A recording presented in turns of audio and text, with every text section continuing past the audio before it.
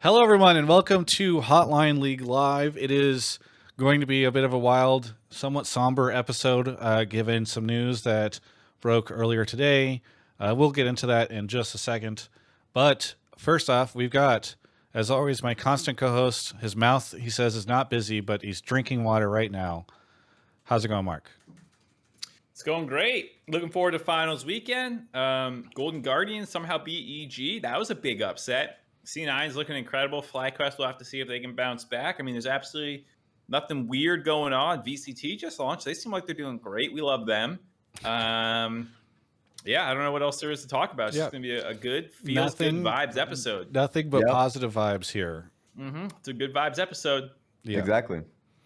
We got Raz here. Raz, welcome back to the show. We've been trying to book you for years now, and you're like, no, I do this casting couch show. And Caster's Couch, thank you very much. Okay.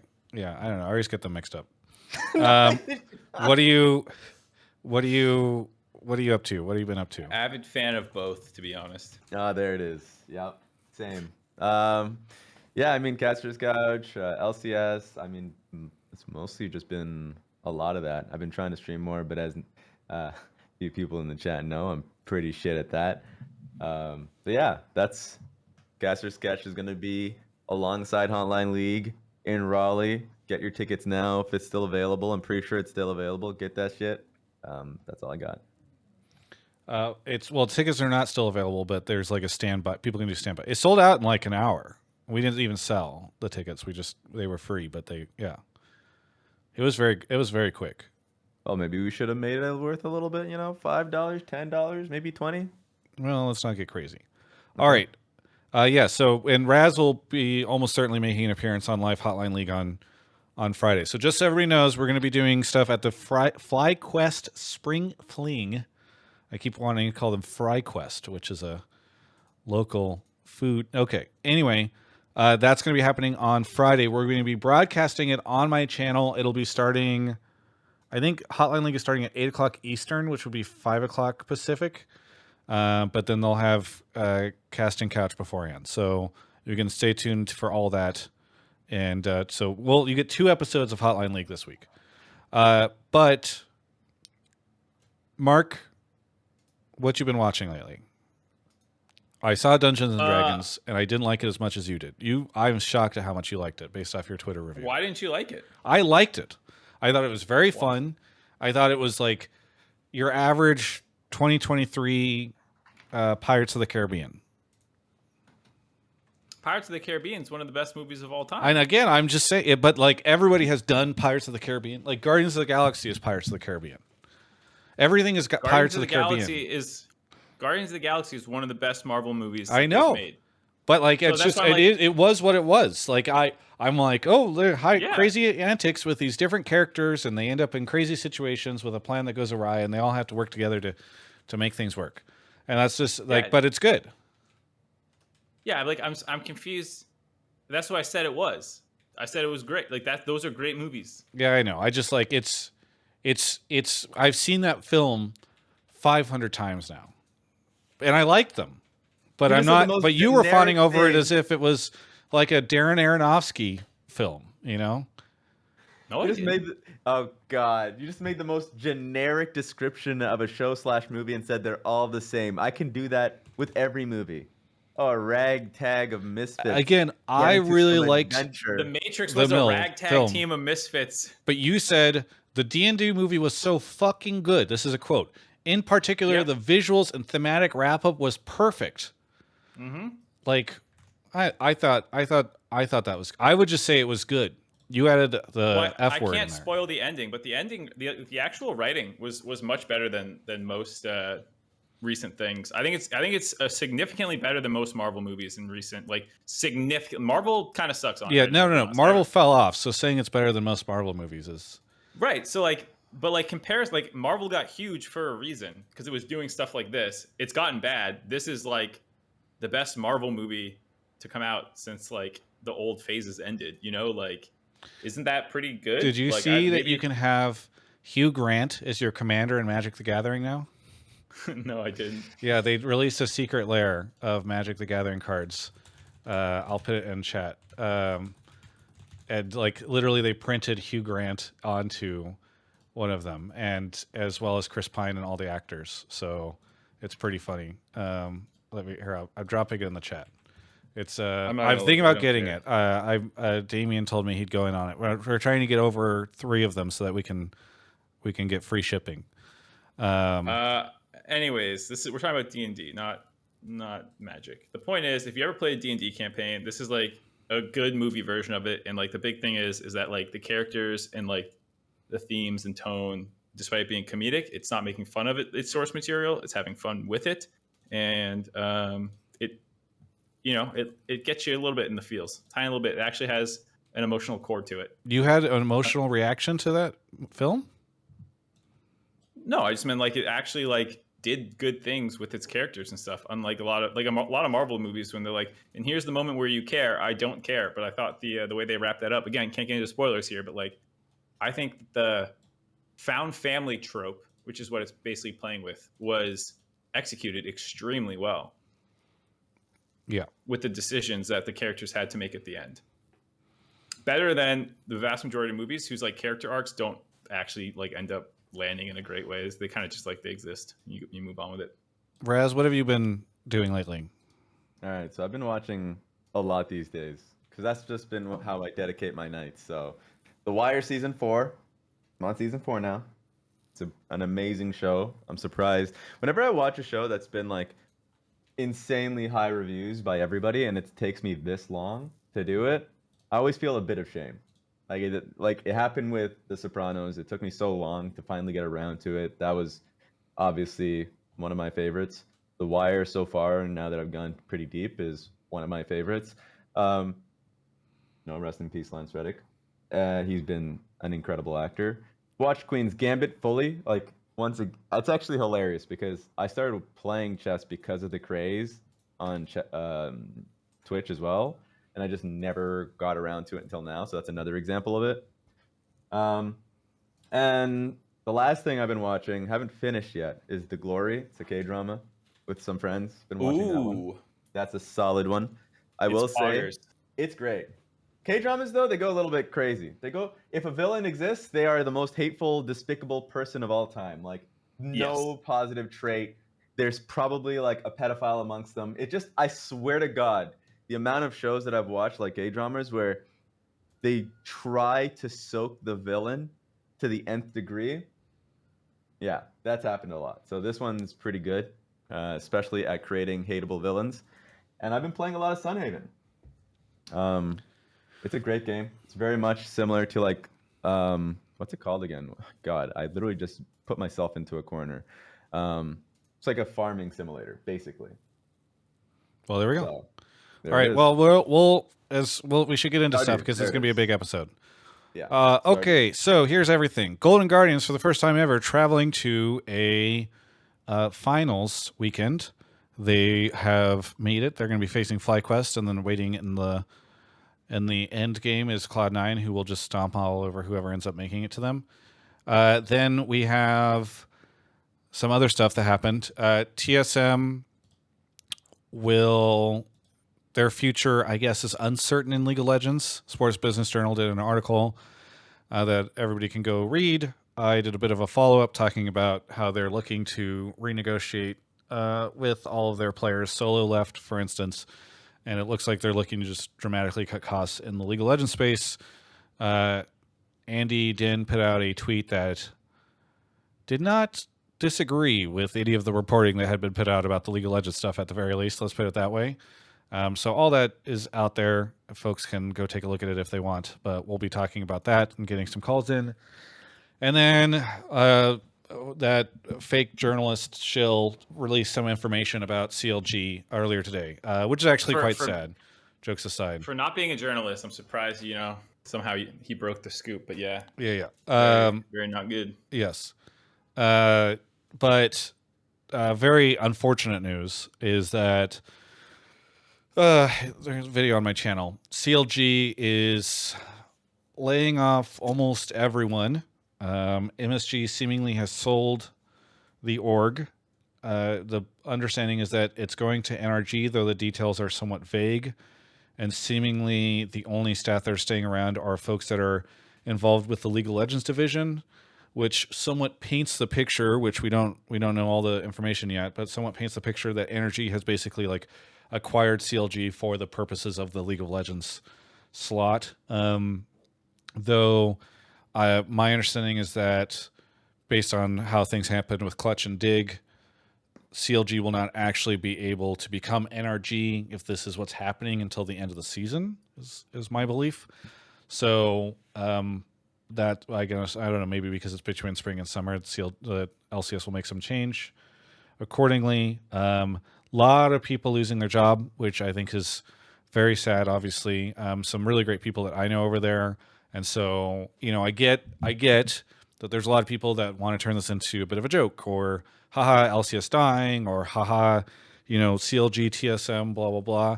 I would just ask that, like, as you're making those jokes or you're having a discussion, to keep in mind that there's a lot of great people that just got informed that they were losing their job today. So please have some empathy as you're talking about all this stuff. And there's obviously a lot of fans who grew up with this organization or got into esports because of this organization, and they're obviously going to be sad about it. So I would say the future of the brand is unclear right now because, I don't know if there will be a CLG. I don't know if NRG spins it off to somebody, or if NRG decides to do something else with it. But yeah, there's some sad stuff happening, for sure. So we'll talk about that and we'll get calls on it.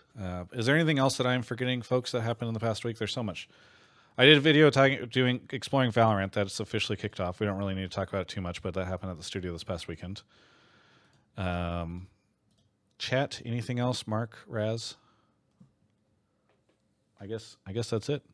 No, I think that's it. I guess, should we just dive into our thoughts on the sitch? Yeah, I did the video and I've been streaming for the last 2 hours talking about it. So why don't you guys chat a little bit about it while maybe we start pulling folks into the waiting room? Raz, go ahead. You can go first, Raz. Yes, as the guest, we'll give you right of first refusal or whatever. I don't know, man. Yeah. In this case, it's really depressing. I think CLG has done a lot of great work. Like start of last year, really at the beginning when they had Greg Kim, Stephanie Harvey, who's been working alongside. They have an amazing team. If I start naming names, you'll feel bad because there are a lot of people that I wouldn't have named. Of like building the brand back up, not even just in the league space, but in the fighting game space. They also had like weekly tournaments, if I remember correctly. They were pretty big on like community building, which I think was like a really good way of being able to build back a fan base with young developing players. So it sucks. Oh, and CS. Someone mentioned CLG Red. CLG has always been really good when it comes to promoting and putting resources in their women's team in CSGO, and just outside of that. I don't know too much about anything past the CSGO side, but yeah, I think it's that sad aspect of it is really sad. So I hope and really, really push the people who are part of that organization that are now like free to like hopefully find new positions elsewhere, because that would be a real shame. Yeah, I mean it's a tough environment to be in right now, as a lot of people are calling it esports winter. Mark, I know you've been probably looking at takes and stuff, but any thoughts? I mean, there's obviously the like human. There's like two elements. There's the human element, and then there's like the scene as a whole. The human side, of course, it fucking sucks that doors close and people lose their jobs, and it's been happening a lot in esports. This is not like the first, and probably won't be the last time in recent weeks, months, years that this happens. I think on the historic angle and also the future, it's like obviously CLG did a ton for the scene, and like it feels weird that like, based off the reading in the room, the writing on the wall, what is it, elephant in the room, the writing on the elephant, it feels like TSM might also be joining them. That's like the rivalry, and like the whole way it's gone down with like the I'll never let us end up like CLG, and like all of that is just like so painfully ironic. So yeah, that fucking sucks. There are so many ironies. Like FlyQuest came out with their video today. I don't know if you guys have seen it. I thought it was really good. I messaged Ovely when she did it. Before her or I knew the news, she came out with her video, which was like, hey, at finals, you can bring a jersey from an LCS team and we'll give you 50% off buying a FlyQuest jersey and an exclusive pin. And so people are like, oh, okay, well, I guess CLG jerseys. And then I did my video today, or my meme video about switching to Valorant. And then this stuff hits and it's just makes everything feel a little bit more bitter, I guess, as a joke. Yeah. But yeah, no, I mean, it is not fun for sure. Just so that Mark, if you want to start pulling people into the waiting room. Yeah, I'll start in a second. Yeah. I will talk a little bit about how, on a lighter note, it feels weird to talk about this, but you have to kind of talk about all this stuff because finals are happening, regardless of what's going on with CLG and TSM. But it is really cool to see Golden Guardians make it to a finals weekend. I'm really excited for those guys. I'm really excited for the org. I think they've been putting in a lot of work for a long time, and they've been mocked a lot. And even by myself and others, and that's, I think, part of the reason they put out the fuck you video at the start of the year, and it feels cool to see them live up to it. I mean, I don't think anybody going into playoffs expected this. And so I think it's just really cool to see the Golden Gamers make it to finals weekend. I think there's a decent chance they beat FlyQuest too. I know we're going to get some calls about that. So, and please make sure that we get at least a couple calls, folks. Mark will be keeping an eye out for those because we don't want to just pretend that finals is not happening. So, yeah. Yeah. Do we want to talk at all about like what this might mean for the scene and all this stuff? Because I think there's a lot of oh my god. I think we can have canary broader in the coal mines. You're talking about the org stuff? Yeah, I didn't know if you want to just do that, the three of us, and talk about it, or would you want a call version of it? No, we can get calls on it because I think people will call in with like their, we'll get a call that's like, and this is why they should have geolocated all the different teams. Franchising did this. Yeah, franchising did this, or this is why LCS is dying, even though seemingly the only component of CLG that's has a perceived value based off of what's been put out there so far is the LCS side. So I think we should, there's a lot of the community has a lot of opinions. I love to hear from them and correct their bad ones. So yeah. While Mark is pulling some subs, I will shout out, let's see who we got here. Pulling some subs. Whoa, don't leak our game plan here. Oh, pulling some calls. I will read some subs. I'm Elvis4. Thank you for the Prime. 2012, Zashisi, Avajo, Lady Empire with the bits. Beautiful Nostalgia, Chavol for over 2 years now. Kenst and Einuber for 2 years. Thank you, everybody, for the subs. As always, really appreciate any subs coming in. No Skills in the chat says, hi, is there any more updates for CLG? Yeah, we're going to be talking about stuff on the show, so that is what's going down. Raz, when do you head to Raleigh? The 6th is my flight. So, which is Thursday? Yeah, I'm flying on Thursday too. Yeah. I bet I'm on the same flight as a lot of you guys. It may happen. Yeah. I'm an early riser though, so I told them to get me the earlier flight. Okay. Well, I'm excited to see everybody there. Excited to be doing live Hotline League again.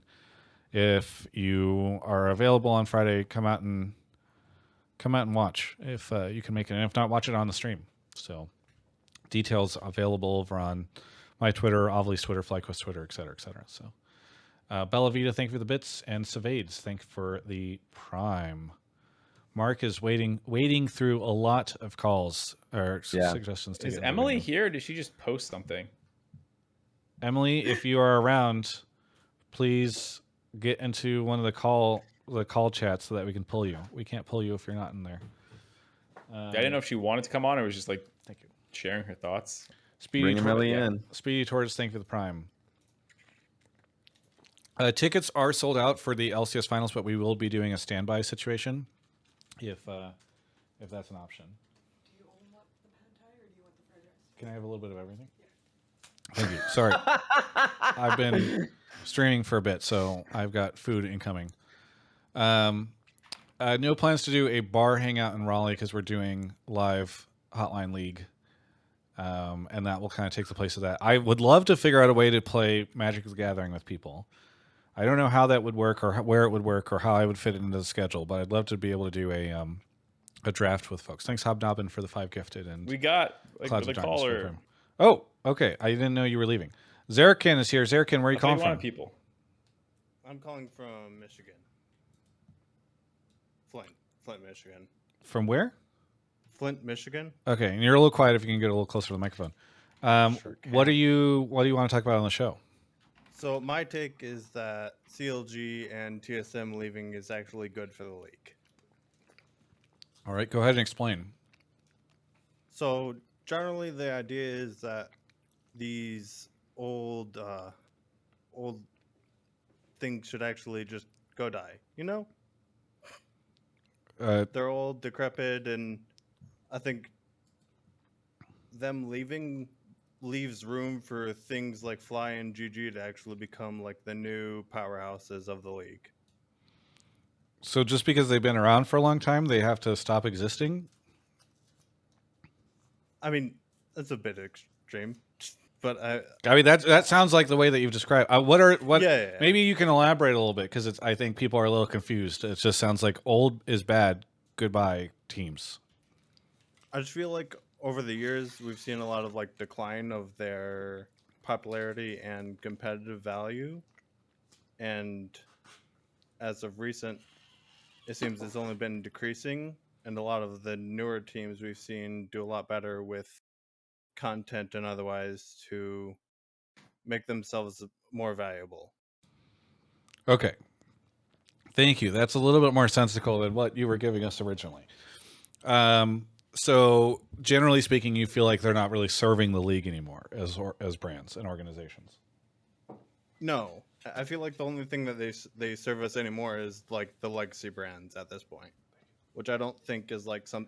I think having the more legacy brands gone might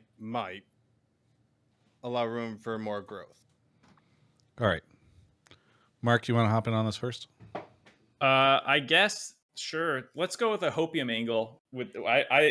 I thought that this would be a little less negative on the old brands because the way it was framed in chat, to be fair, was these teams leaving will actually be good for the league. I didn't think you're gonna hard flame them.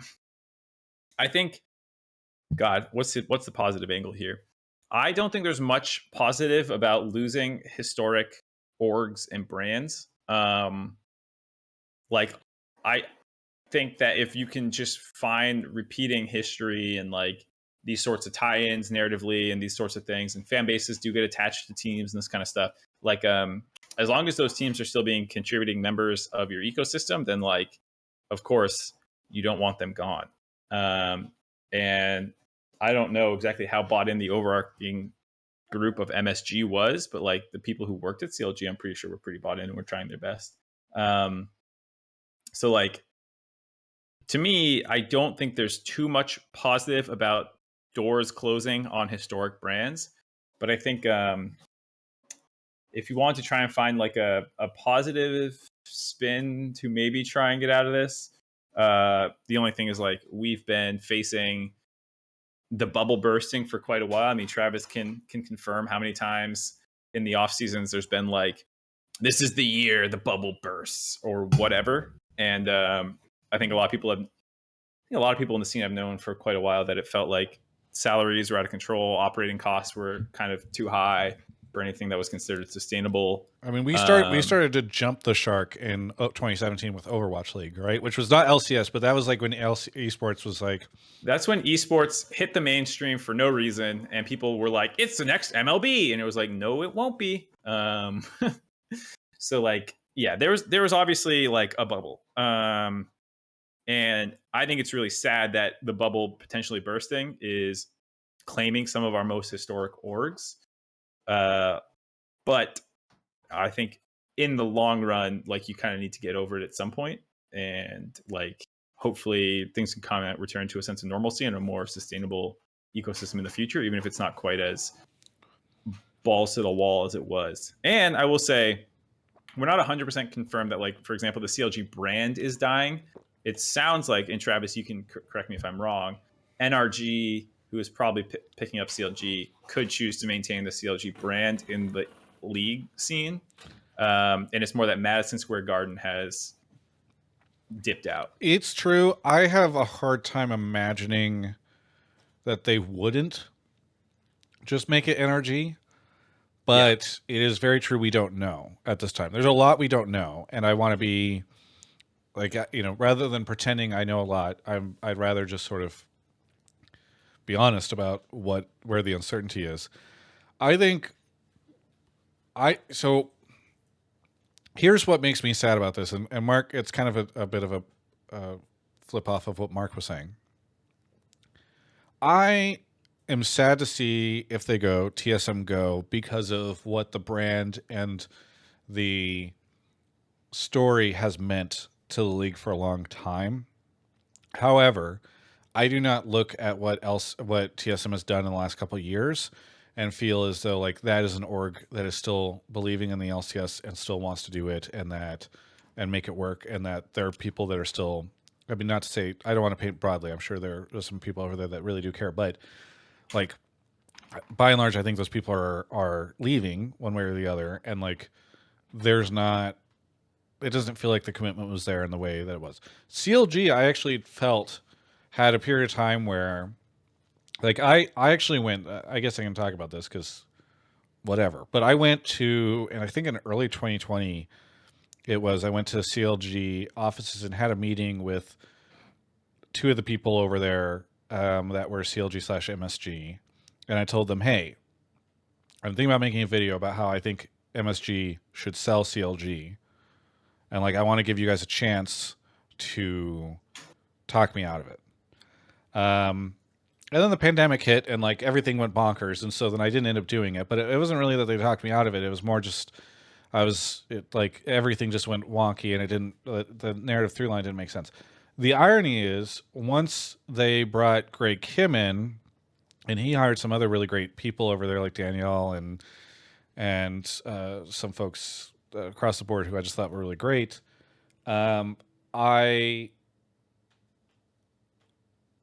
started to really appreciate having them in the league, and like MSG or not, it felt as though the folks that were running the show over there really wanted to create a great experience for fans. Like they were the only team that basically activated every day of group stage and quarters at Worlds last year.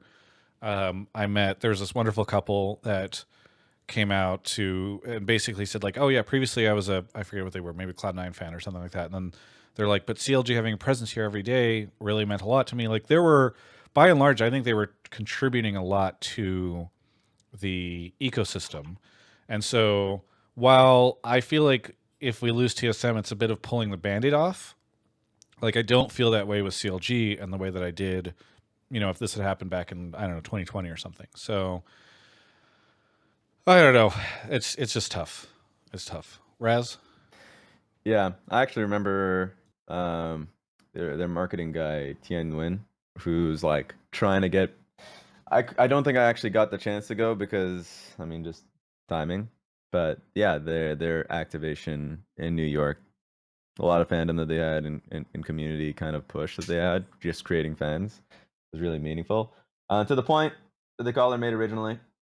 Obviously, I think it's crazy. I do think the point, like underlining point of orgs that are kind of just resting on their laurels and not really providing much going, no matter who they are, makes sense to me. CLG is not that team. Like CLG as an organization, I was starting to give up on because I actually originally like 2012, 13 around there, I was a fan of a lot of CLG players and of the org at the time. And so like when they started doing absolutely nothing, I was getting really frustrated with that. So like now I see them as an org with Greg Kim, like you've mentioned, and a lot of the hires that they got, Jonathan on their league team that with a lot of help, like started to build from the ground up. And on top of that, I know that you mentioned content. CLG, I was actually just talking to, I think this was on the last theme day in LCS, which was week 8. The content guy that was like new to CLG, like, and he was talking about how they were starting to build everything up and really working towards like having just kind of streamlining the content that they were making for the players on their YouTube channel and also on Twitter, like just trying to constantly grow because they wanted to to not only thrust the players that they have right now into the fans, but they wanted to build that stuff back up. So it's wild now knowing how much like the aspirations that they had, the goals that they had as an organization to invest in the league, and now that's gone. So I would use CLG an exemption. We obviously don't know too much about TSM, so it would be really tragic come end of season if TSM also does the same in shedding the amount of jobs that Madison Square Garden has. And it seems like that might be the case, but I want to react to it when that happens near the end of the season rather than kind of like dooming them this early. But yeah, it fucking sucks. But I do think, just right from the get-go, hell, I fucking disagree as much as possible. I think the history of the organizations really matter, and the fact that the team is an organization is actively trying mattered the most. Do you mind if I jump in here? Mm-hmm. Yeah, go for it. So I do want to say I've been a fan since season 2. Basically, that's when I started playing. Can you get a watching little like closer to your microphone? Sorry, I've got you Yeah. at 200%, but you're a little soft. I want to make sure people can hear you. Yeah. I've been fan since season 2. Been playing since season 2. I've been playing on and off and on. But I've always loved LEC, LCS. Like TSM was always my team, and CLG was always like the one true rival. And throughout the years, I feel like kind of going on what Travis said, like my point about the content and stuff was definitely more targeted at TSM. I don't feel that way really about CLG. I was kind of clumping them together because I feel like it makes the point sound more concise. And I definitely agree, it doesn't feel like CLG was doing that at all. It feels like CLG was actually trying, which definitely makes this hurt, even for me. Mm-hmm. So I just wanted to say Unfortunately, I that. think people are having a hard time hearing you, or at least some folks, Zareken, but I do appreciate it. I do want to just mention that Greg in the chat said, Greg Kim said, orgs win when I leave, CLG is winning summer. So there you go. That's maybe CLG fans will have a big NRG, POG, Yeah. or whatever the brand name ends up being. Sorry, I think the curse. I think also like I see people saying like esports is dead or it's dying or LCS is dying or any of those things, and like God, there's so many thoughts I have about this. Some of them I think we might have another caller. I'll save it for, but like I don't know. I guess I'll limit it to this call before I start just sending us down other rabbit holes. I don't agree that the historic orgs dying is a good thing, but it sounded like after that Sword Art experiment, TSM has been on the budget route. And I mean, Travis's report, I don't know if people saw it, but it's worth referencing if you didn't, about how they are basically offered all their players minimum salaries. A bunch of people are leaving or already left, and it's basically going to be Chowie by himself running that, it sounds like. So like I think that's where like I respect the hell out of TSM. It's going to be crazy to be like, oh yeah, that org that made every finals in a row for like 6 straight years is maybe not in the LCS in 2024 or whatever, but it's like clear that it's kind of been backburnered, not to the people who are working on the LCS team, but to the people kind of above it. It does feel like we've never had, correct me if I'm wrong, but we've never had we've never had an org that's won leave the league. We've obviously had a lot of people move in and out of the league, but we've never had like a team that's lifted an LCS trophy leave the league before. So I guess that's right. Yeah. Zareken, and again, we don't know the full details here, but Zareken, thank you so much for the call. Anything you want to shout out before we go on to the next caller? Yeah, as always, I want to shout out you guys. You guys are like amazing. I watch TGI like everything. A video comes out, I'm watching it. I'm at work, whatever. I always watch it, Alienware, my next computer's 100% going to be Alienware. I'm tired of building this shit. That's all. Nice. Thank you Bye. so much for the call. We'll catch you next time. Thanks, brother. All right, Mark, you want to go grab the next caller? All right, Mark is off to grab somebody else. Thank you to, wow, we started a scam train.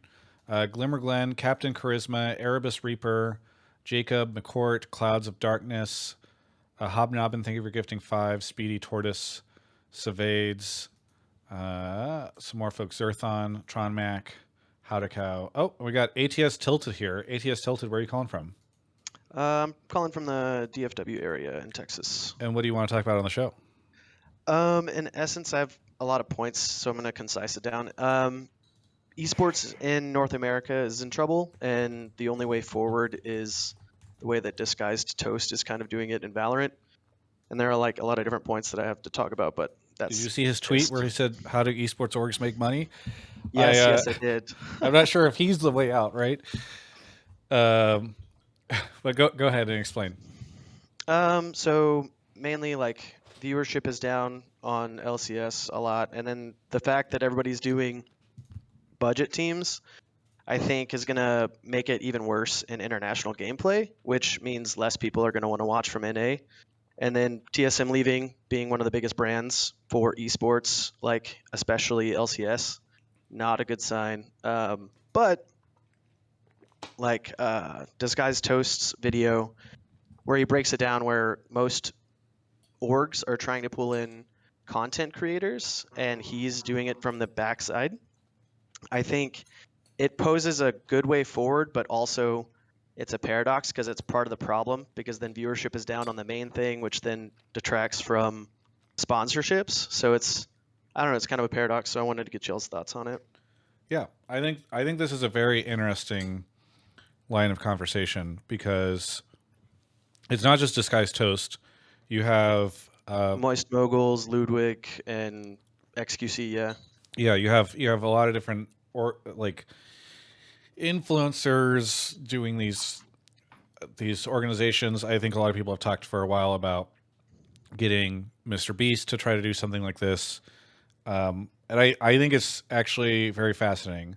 A couple of different things, though, I do want to mention. Not everyone is doing budget rosters. You mentioned everybody's doing budget rosters. Obviously, Not everybody, and I don't actually think that money buys you international success. Otherwise, LCS would have been crushing it the last couple of years. So I don't know if I believe the premise of like, oh well, as we start going cheaper on our spend, it's dooming us internationally. Like, that's not been demonstrated. Shout out to Steve, who I saw in the chat earlier. Anyway. Yeah, we won Worlds a bunch at this point. So I think that is just something to talk about. But secondly, I think the influencer stuff is very interesting. These influencer orgs. The downside, obviously, is that you're dependent on essentially a single individual, right? If Disguised Toast decides tomorrow that he's not interested in being a content creator or being an influencer or something like that, he just goes behind the scenes. You end up in the state where like Hotshot GG was running CLG, then he kind of disappeared. Reggie moved more behind the scenes, and people obviously were fans of his. You had like Nadeshot was really heavily involved and was the face of the league and was going there all the time.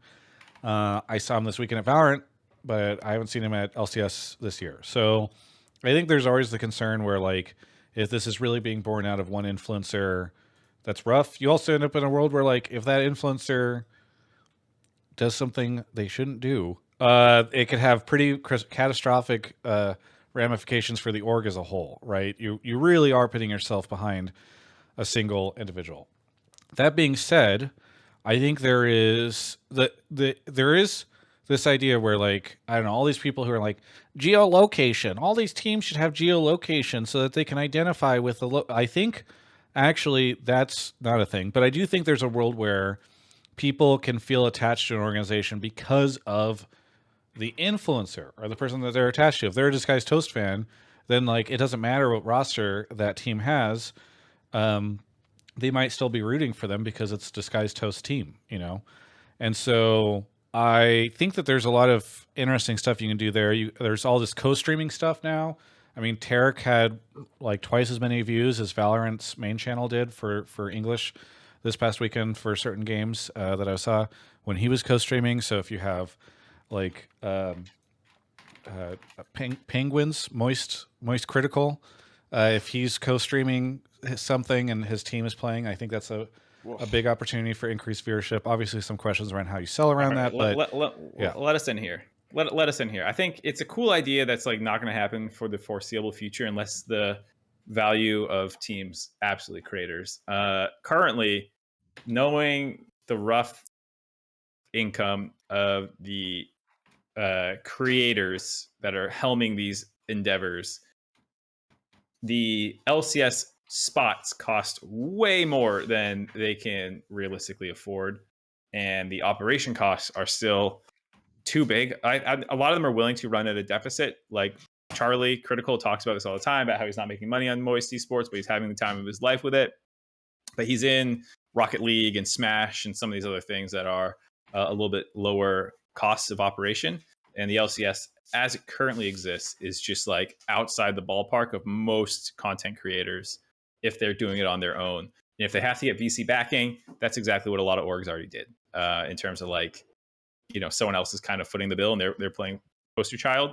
I think that can be a successful model for what it's worth, but it's like the LCS and esports as a whole will have to continue to get back down to grassroots level before individual or even teams of content creators can do that. It's like mogul moves. I could be wrong, but like realistically, it feels a lot lower. And people like, yeah, like Disguised Toast is in the tier 2 of Valorant, and it's like all online play and stuff like that. And even the franchising model of Valorant is radically different, which changes, I think, how that ecosystem probably operates. Whereas like the LCS is a permanent partner position that you have to spend big bucks to be a part of. And that's like, you know, I don't know if that's healthy or not, but it is what it is at this point. And like spots still sell, I'm pretty sure, for upwards of tens of millions of dollars.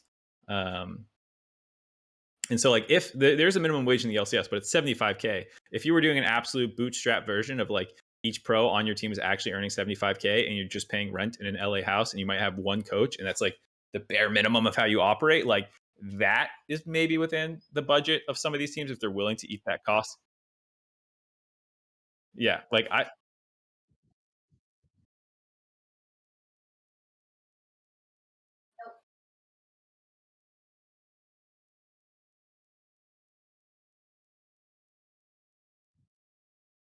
are you muted, Travis? I hear you on here, but you're muted on stream. Oh, Classic amateur podcaster Andy not unmuting his mic after gorging himself on Taco Bell. is this your first time streaming? So what I was saying was that I think I've said in the past that the salary situation, or like it is actually very reasonable with what you were saying, Mark, to be able to make that work, because Riot pays something between, my understanding is 1.5 to 3 million to teams on an annual basis from rev share. And so it is not, you would definitely be able to make a profit if all you're doing is like giving people housing, 75 grand, and then paying a coach and maybe like a general manager or whatever. Yeah. Which I'm not saying that's what teams should do, but like that is I think what I want to address, because there are some people who have the idea that like it is impossible to run a league team at a profit, or it is just a giant money sink. And like it can be whenever you're like, look at our giant facility, which is unsponsored, and here's our massage therapist that comes in all the time in our you know, what are those vats that people get into where they're just cryogenic fucking deprivation, whatever. They're just hovering in salt water or something like that. Anyway, if you're doing all that and then you're like, hello, Mr. Player who's coming over from another region, we're going to give you 5 million to come over, and then you're going to decide that you don't feel like playing League of Legends competitively halfway through, we'll coddle you and then tell you to fuck off at the end of this play. Like, that is a way to not run a team at a profit. So you can do it. And I'm not saying, by the way, I think LCS players should be paid more than 75 grand if they're living in Los Angeles. But I just want to make it clear that it's not just a situation where money goes in one way and never comes back. Like there are ways to make this work until viewership crashes to a point where Riot can't sell against it anymore. You know. Yeah, Steve says I'm not true, so I don't know. I don't know what is he? what part We'll is see what not he's not true. truing. I assume there's a second message coming in a second here. Okay. Wagging his finger at Raz, you. Raz, you have any thoughts on the bootstrap? I mean, the tech gamer industry one? and the tech industry in general and esports is pretty much on the downturn. FaZe Clan making their huge gambit in the stock market, blowing up is a good example of that. And I think at some point it will get back to normality. I think the idea that content creators can save it is super wrong. Maybe in the sense that they can be the new bubble. maybe if we need a new bubble, like a new bubble mommy, we could use the creators. But if we're Wait. also just Bubble mommy. yes, we just Daddy? need another. You're killing me. But yeah, also like as ownership, no. But as a way to promote the teams, tried that. Also, no. Tends to do the opposite with how layoffs were happening with 100 Thieves as an example, or just other organizations that tend to. TSM even had some creators trying to do the same thing. It just doesn't work. So I think it's just going to be hard for a little bit, for a while. I don't know for how long. And in general, they tend to project whoever whatever billionaire, millionaire that ends up picking up a team tends to project a ridiculous amount of growth. And I feel like they all in time figure out that that's not going to happen. So it's tough. Yeah, I mean, I think of it more as a short-term fix, kind of like a Band-Aid rather than a stitch, because at least it keeps people interested. Because, like, as y'all said, that for Tarek, he outcasted for Valorant, and like C9 was making budget cuts in Valorant. Guard's like not an organization in Valorant anymore, so it's just kind of an idea that's at least it can like bridge the gap until we get to a better space. Or at least that was kind of my thought process, that it was just kind of a Band-Aid rather than a stitch. Yeah, I mean, I think there is.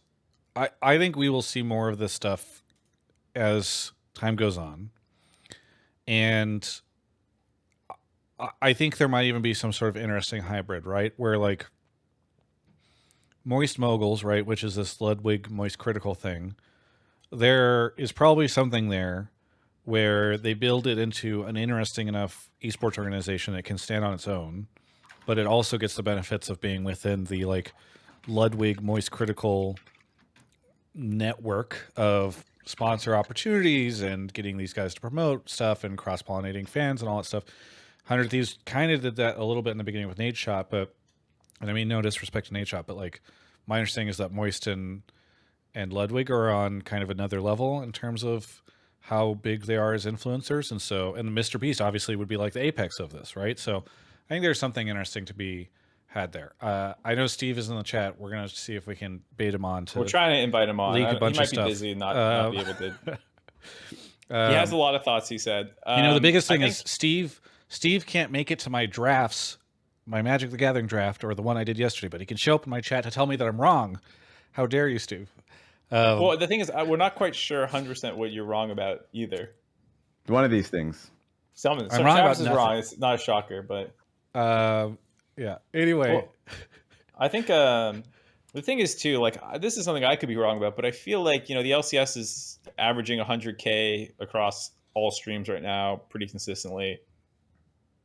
Obviously, that's not enough to like make money at the way that we were spending it and how it wanted to be when franchise and all that stuff happened. But I also can't help but feel like that's enough interest to find a sustainable ecosystem for people at reasonable salary levels, and like maybe slightly smaller organizational sizes and stuff like that. Like, it doesn't feel like I know people say dead league, dead this, dead that, but like, if maybe I just don't know how much money like per eyeball that leads to, but it feels like if you're getting that on a weekly basis for 2 days of broadcast, that's like pretty good. Like in general, not obviously like pretty good compared to the apex of LCS history and stuff, but We will see if Valorant overtakes LCS as the biggest esport in North America. It's hard to compare because it is benefiting from viewership from it's Americas, so it's like if you merge CB LOL and LATAM with LCS, but still, like as it stands,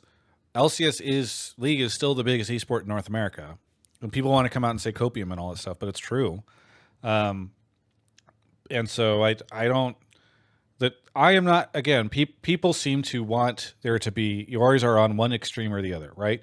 LCS is dying. Oh, Travis says LCS isn't dying. Well, he's an idiot because LCS is not thriving. And I'm like, okay, listen, there's a nuanced conversation to be had here about where the LCS is at. It's not in a good place. It's trending downwards, but like it is still a good business to be in, assuming that salaries and stuff go down to probably where they should be and things get okay, So I don't know. ATS, thank you so much for the call. Anything you want to shout out before we go on to the next caller? Yeah, I loved your intro to Valorant video, so I'm super excited that you'll be covering that. This isn't necessarily a shout out, but real quick, I hope that any team that like does have to make cuts and stuff, don't make the exact same tweet because like Jack did it with C9 and TSM made the exact same tweet about like, oh, I promise we're still profitable and we will be in the future. So I wish you'd just be a little bit, I don't know, more tactful than just copy paste whenever you have to make that stuff. Thanks so much for the call, and we will catch you next time. Thanks. All right, Mark is grabbing the next caller, who might be Steve. It looks like it is Steve. Steve, welcome to the show. Where are you calling from? Hello? Hello. Where? Hey. Welcome to the show. Where are you calling from? Oh, me? You Yes. guys talking to me? Yes, Yeah. Steve. You're the guest. Hey. You're the caller. Yes. I'm a guest. Hey, what's up? Thanks for having me on. Yes. Where are you calling from? What is I'm calling from LA. LA? Fantastic. Yeah. Great to have you on the show. I was in Washington, D.C. I just got back not too long ago. Oh yeah, I saw you guys opened a thing over there. That's pretty cool. Yeah, we in partnership with Monumental, we have a new like esports area where we can host events and we can do scrims and we're going to do some Smash stuff out there. Nice. So it's pretty cool because I grew up in Washington, D.C. That's So, awesome. Well, what? Okay, so you were in the chat and you were calling all of us liars and saying that we were spreading misinformation. No, not all of you. Okay, No, just me. Yeah, because I think you were making a point, I think the point that you were trying to make was that there are some esports teams that spend a lot of money and build facilities and provide a lot of infrastructure to players, and if the costs are so high, then they're going to lose money. But I think that's the case. I mean, you can have esports teams that generate significant costs and invest into infrastructure, but also they drive revenue against that and they are profitable with their investments. Yeah. So what I said was people built these big facilities out there that are unsponsored. So full disclosure, I missed the unsponsored word. Full disclosure, I'm sponsored by Alienware, but you guys were able to partner with Alienware to create the Alienware training facility, right? And whereas I have seen other organizations who have sort of done cart before horse in terms of we're going to create this big facility and they don't sell against it as like an asset and then it's just like a big thing on their That's balance. right. Yeah, because they don't have Yeah, they aren't makes able to go sense. out and find the partner.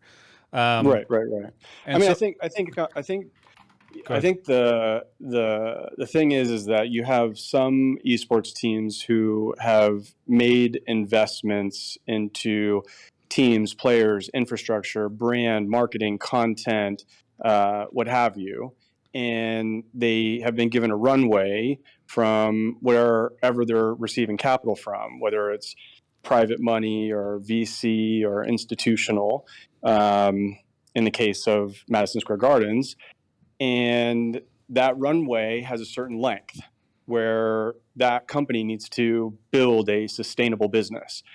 And when the kind of gold rush that was initiated within esports, probably in 2014, 2015, 2016 maybe, that's when the race started, right? And they were given license from then until now 2023 to say, have you created a real business? Are you sustainable? Are you generating more revenue than what you're putting out in expenses? Or are you just burning cash indefinitely with no clear line of sight to some point where this thing can live and breathe on its own?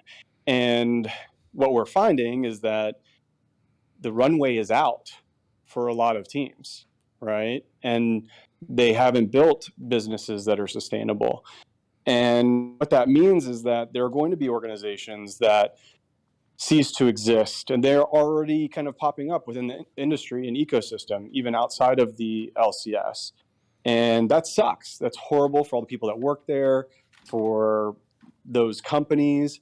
But what will supplant them will be other organizations and other leadership and other companies that can take the lessons learned from what business models don't work and apply their own logic and build businesses within the space. I think Mark touched on something that's critical. It's not even like just important, it's critical, which is audience. If the audience doesn't exist, you have no business. It's a farce, right? But there is audience. There's real people watching. There's like 100,000 average concurrence on the LCS matches. Playoffs numbers, I think, for this past playoffs were decent. The world's viewership for League of Legends was the highest it's ever been in 11 years. Like you can't refute the data. And so that means eyeballs, that means engagement, that means that there are consumers that can purchase products, services, whatever. That means there are brands that are getting involved. That means there's media rights. Like that means that there's like a healthy ecosystem. What we're talking about is whether there are businesses that have managed the business properly, leadership that have built sustainable ones or not. So it sucks to see some of the companies go, though.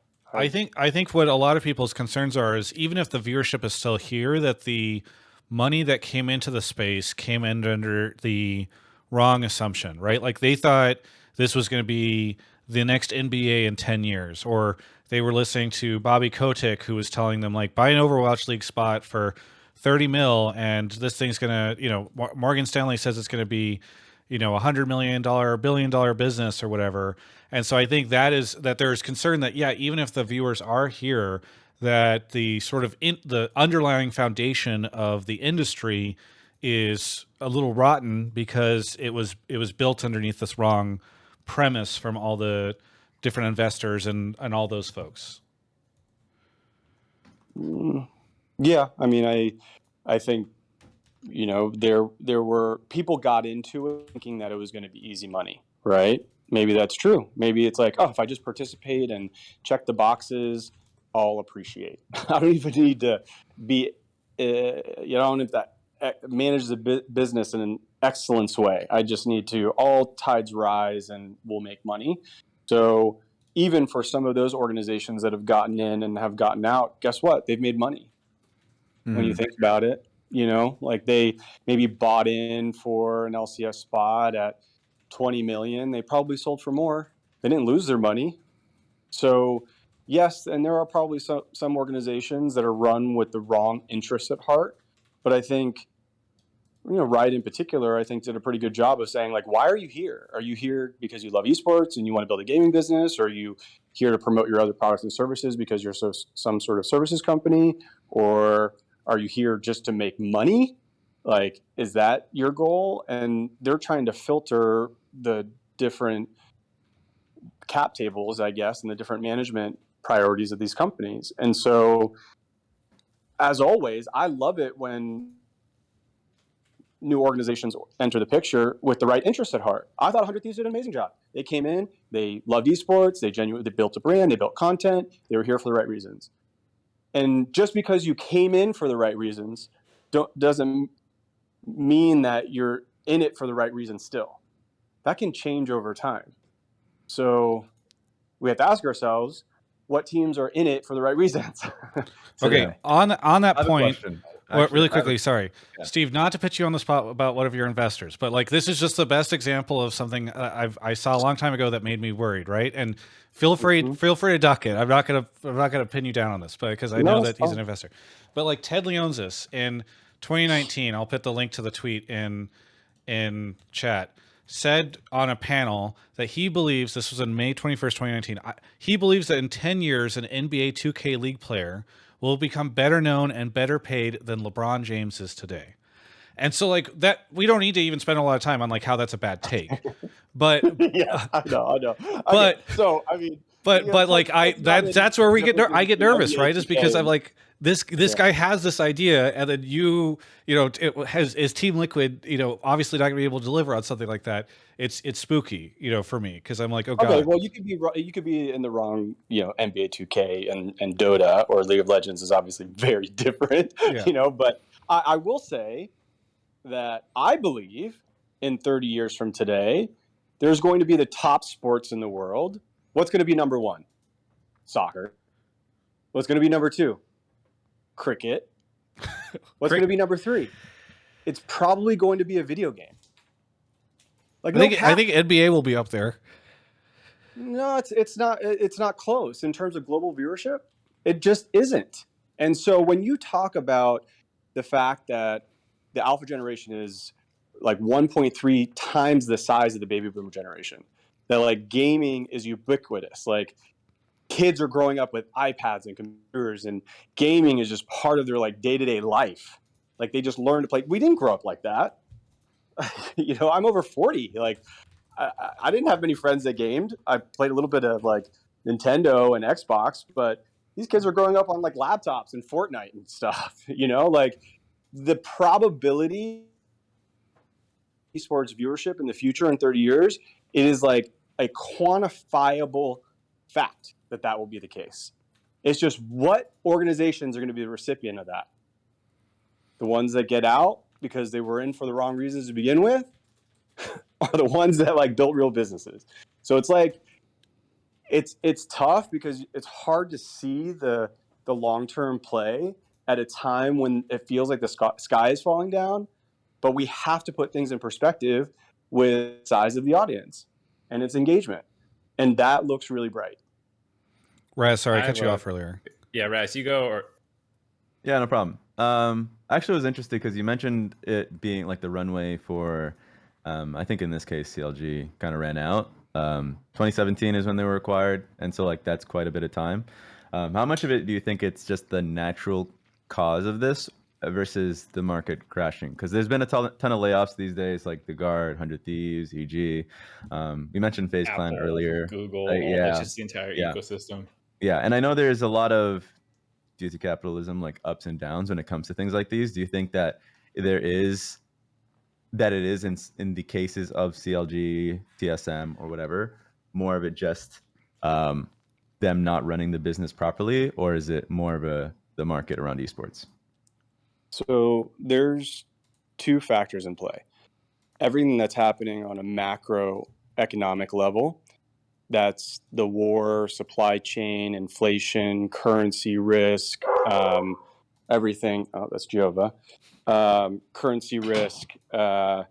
You have everything in the tech industry, everything in the Silicon Valley Bank, the banking industry, banks, cryptocurrency, FTX, all of this kind of macroeconomic climate that basically has an effect to esports, the esports industry, okay, and also the gaming industry and the development industry. Some of those effects that esports team sees, the biggest and most impactful is sponsorship revenue, because I would imagine that most esports teams, their greatest source of revenue is sponsorship. When that happened, marketing across the board for most brands that sell products and services went on freeze or went on hold or things were canceled. And so that piece of it affected the total top line greatest source of revenue for a lot of esports teams. When revenues go from, for example, for Team Liquid, our top line revenue has grown 50%, 50%, 40%, 60%. Like we've had just insane top line growth year after year after year. But that last year was one of the first years we said, oh my gosh, this isn't going to continue. Like we've got things are going to slow down because of a macroeconomic perspective. So you have those, and then you have everything that's happening in the esports space, which is that the runway is ending for a lot of folks that got in at a period between 2014 and 2016.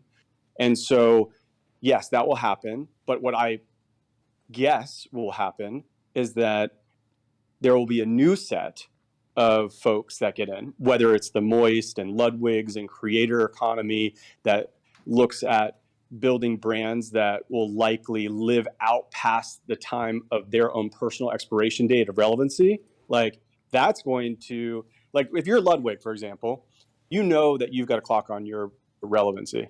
So why not create a brand that will be multi-generational? That has a lot more value than your own personal whatever sponsorships you can sell. So that will maybe replace a set of things, and that will be great for the industry because people will have a connection to a creator, and then through that maybe their values and brand identity and stuff, and so that we don't have to go the geo route. So I guess to answer your question, I think there's both in play that are like affecting the space. It was like all of it happened at once that affected everything and put things on a very quick, like we felt the effects pretty quickly in like a 7-month period. So I have a follow-up question based off some of the stuff you said there, as well as Twitch chat. Way back when we were talking about like the audience is still there. It's at 100K right now. It did trend down for a couple of years. Who knows what it stabilizes at, if it bounces back or whatever. But like, people were saying, how monetizable is that 100K audience really? Can it support 10 teams at your level, or will it lead to like a stratification of organizations, like where there's you who soaks up 80% of, income potentially from, or revenue from sponsors and these kinds of things, and then the other people will kind of be left on scraps running at bare bones, is that what a future looks like? Comboing off that, another question I have is like, do you feel like the esport viewer is well monetized?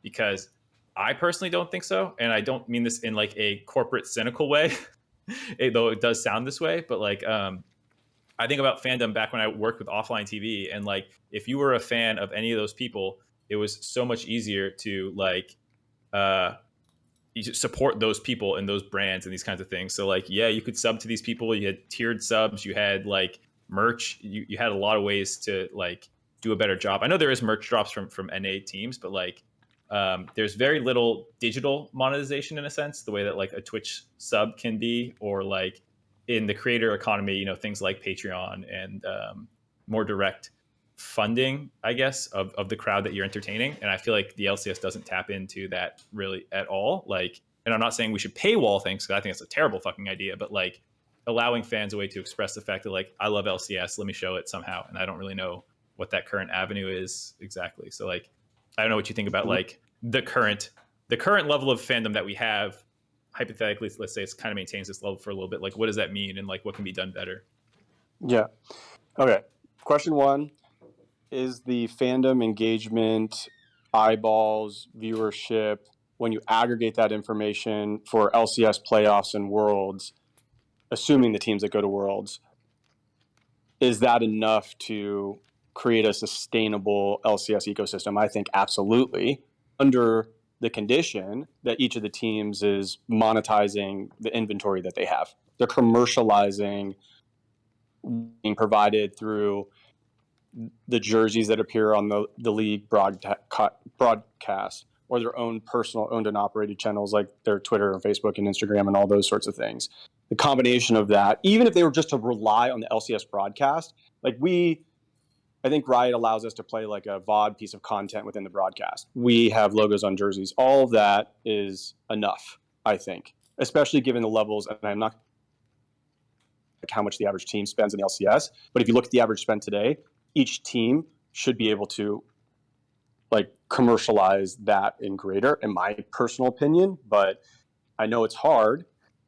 The second part of your question on whether or not like teams are finding all the ways they can to earn more revenue from their fans, it's a tough one. I think most businesses aggregate that viewership and sell sponsorships, and that is the easiest. We've entered more, personally, Team Liquid, we've entered more of a Team Liquid enterprise model, where we've set up Liquid Media, which is a consultancy that doesn't have to do with the TL marks, that provides services to companies who want us to do spend within the esports and gaming space. We also set up IRL URL, which sells apparel production services to brand companies that produce apparel. So we've went more enterprise B2B commercialization to drive revenue growth for the company. But I think the end game is like, how do you figure out a revenue per cap or like a revenue per fan that you have and a lifetime value per fan? I think 100 Thieves is probably doing the best job in trying to do that, where they probably put on a wall and said, look, we could sell an energy drink, we can sell them peripherals, and we can maybe do a game, because that's all in the D2C market. And what's tough is that you need a lot of capital for all those and work properly. And I don't know if they raised enough capital to do all that simultaneously. It's really hard to execute. I think it's a great strategy, but it's hard to execute all that at once. But if they get a couple of those right over time, then they will probably be one of the first to say, hey, we figured out the D2C. Like, we know a fan comes in and they spend X in the first year of being a fan of 100 Thieves, and they spend X over the lifetime of 10 years. And so that model will, improve over time. But it's a really hard model because, like, gamers are spending Twitch subs, and it's hard for the behavior of like spending with a team outside of buying apparel and merchandise. We're trying to do it with Liquid Plus. I don't know if folks remember Liquid Plus, but we have over 200,000 users in the platform now, and we're providing cool experiences and cameos, and people can redeem behavior for even actually Bitcoin through their Coinbase account and stuff. And we're getting a lot of engagement. So, but that's like hyper in the TL community, so I think there's just more R&D that needs to happen for each of the teams to get to a point where that has a lot of weight, but it will happen at some point. Hey, Steve, I know we could have you on the whole episode, but we have a bunch of other callers, so I do want to say goodbye. All good. All good. I know I probably talk way too big.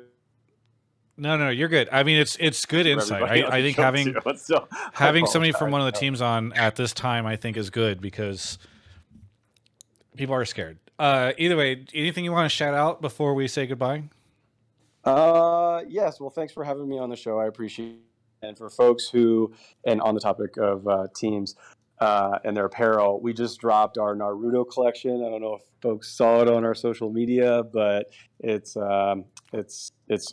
great. So check it out. You guys are spending big on Instagram ads for that, because every time I'm on Instagram, I just get spammed with ads for the Naruto collection from Team Liquid. So yeah, well, our ROAS is high enough where we just keep it on. Yeah, that makes sense.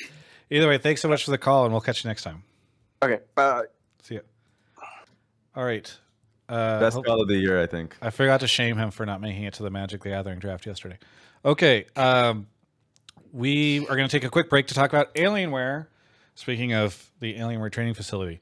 Thank you so much to Alienware for sponsoring this episode. Really appreciate them. Go check out their new notebooks. They've got amazing stuff happening over there. The X18, the M18, the M16, and the X14 are all amazing notebooks that are available now on Alienware. You can go to alienware.com/Travis and check those out. We absolutely love what they do for us.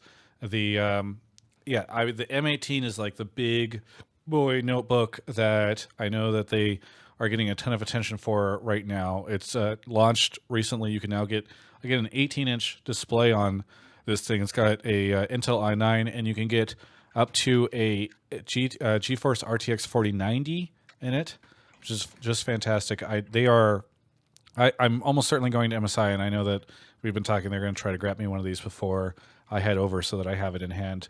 But yeah, absolutely love Alienware. Raz is in the chat saying, I'm loving my Alienware PC I'm on and monitors. So glad. Thank you, Raz, for chiming in on it. Spawn from Team Liquid says, I got 2 Alienware laptops and an Alienware desktop, and their monitors are legit so fire. I absolutely love Alienware. I know a ton of the industry does too. So please go check out Alienware. There's a link in the description. You can go to alienware.com/Travis and purchasing through that link. I know a lot of you recently said you're going to buy something from Alienware. Please purchase through that link because it actually does directly support TGI, and so it's actually very helpful. And then that also lets them know that their sponsorship of my content is reaching folks who are supporting it through that link. So thank you so much to Alienware for sponsoring the show. There it is. Mark, you want to go grab the next caller? Yes, sir. So much going on. Speaking of people who don't ever make my Magic the Gathering drafts, Tranmobile is in the chat. Unbelievable. The audacity of people to dodge out on Magic drafts and then show up in my Twitch chat the moment some spicy industry stuff is going down and act like they are not dodging me. All right. Anyway, we've got I can play you right now. Tafo, you can play Magic with us at some point in time. Okay, Sentry is here. Sentry, where are you calling from?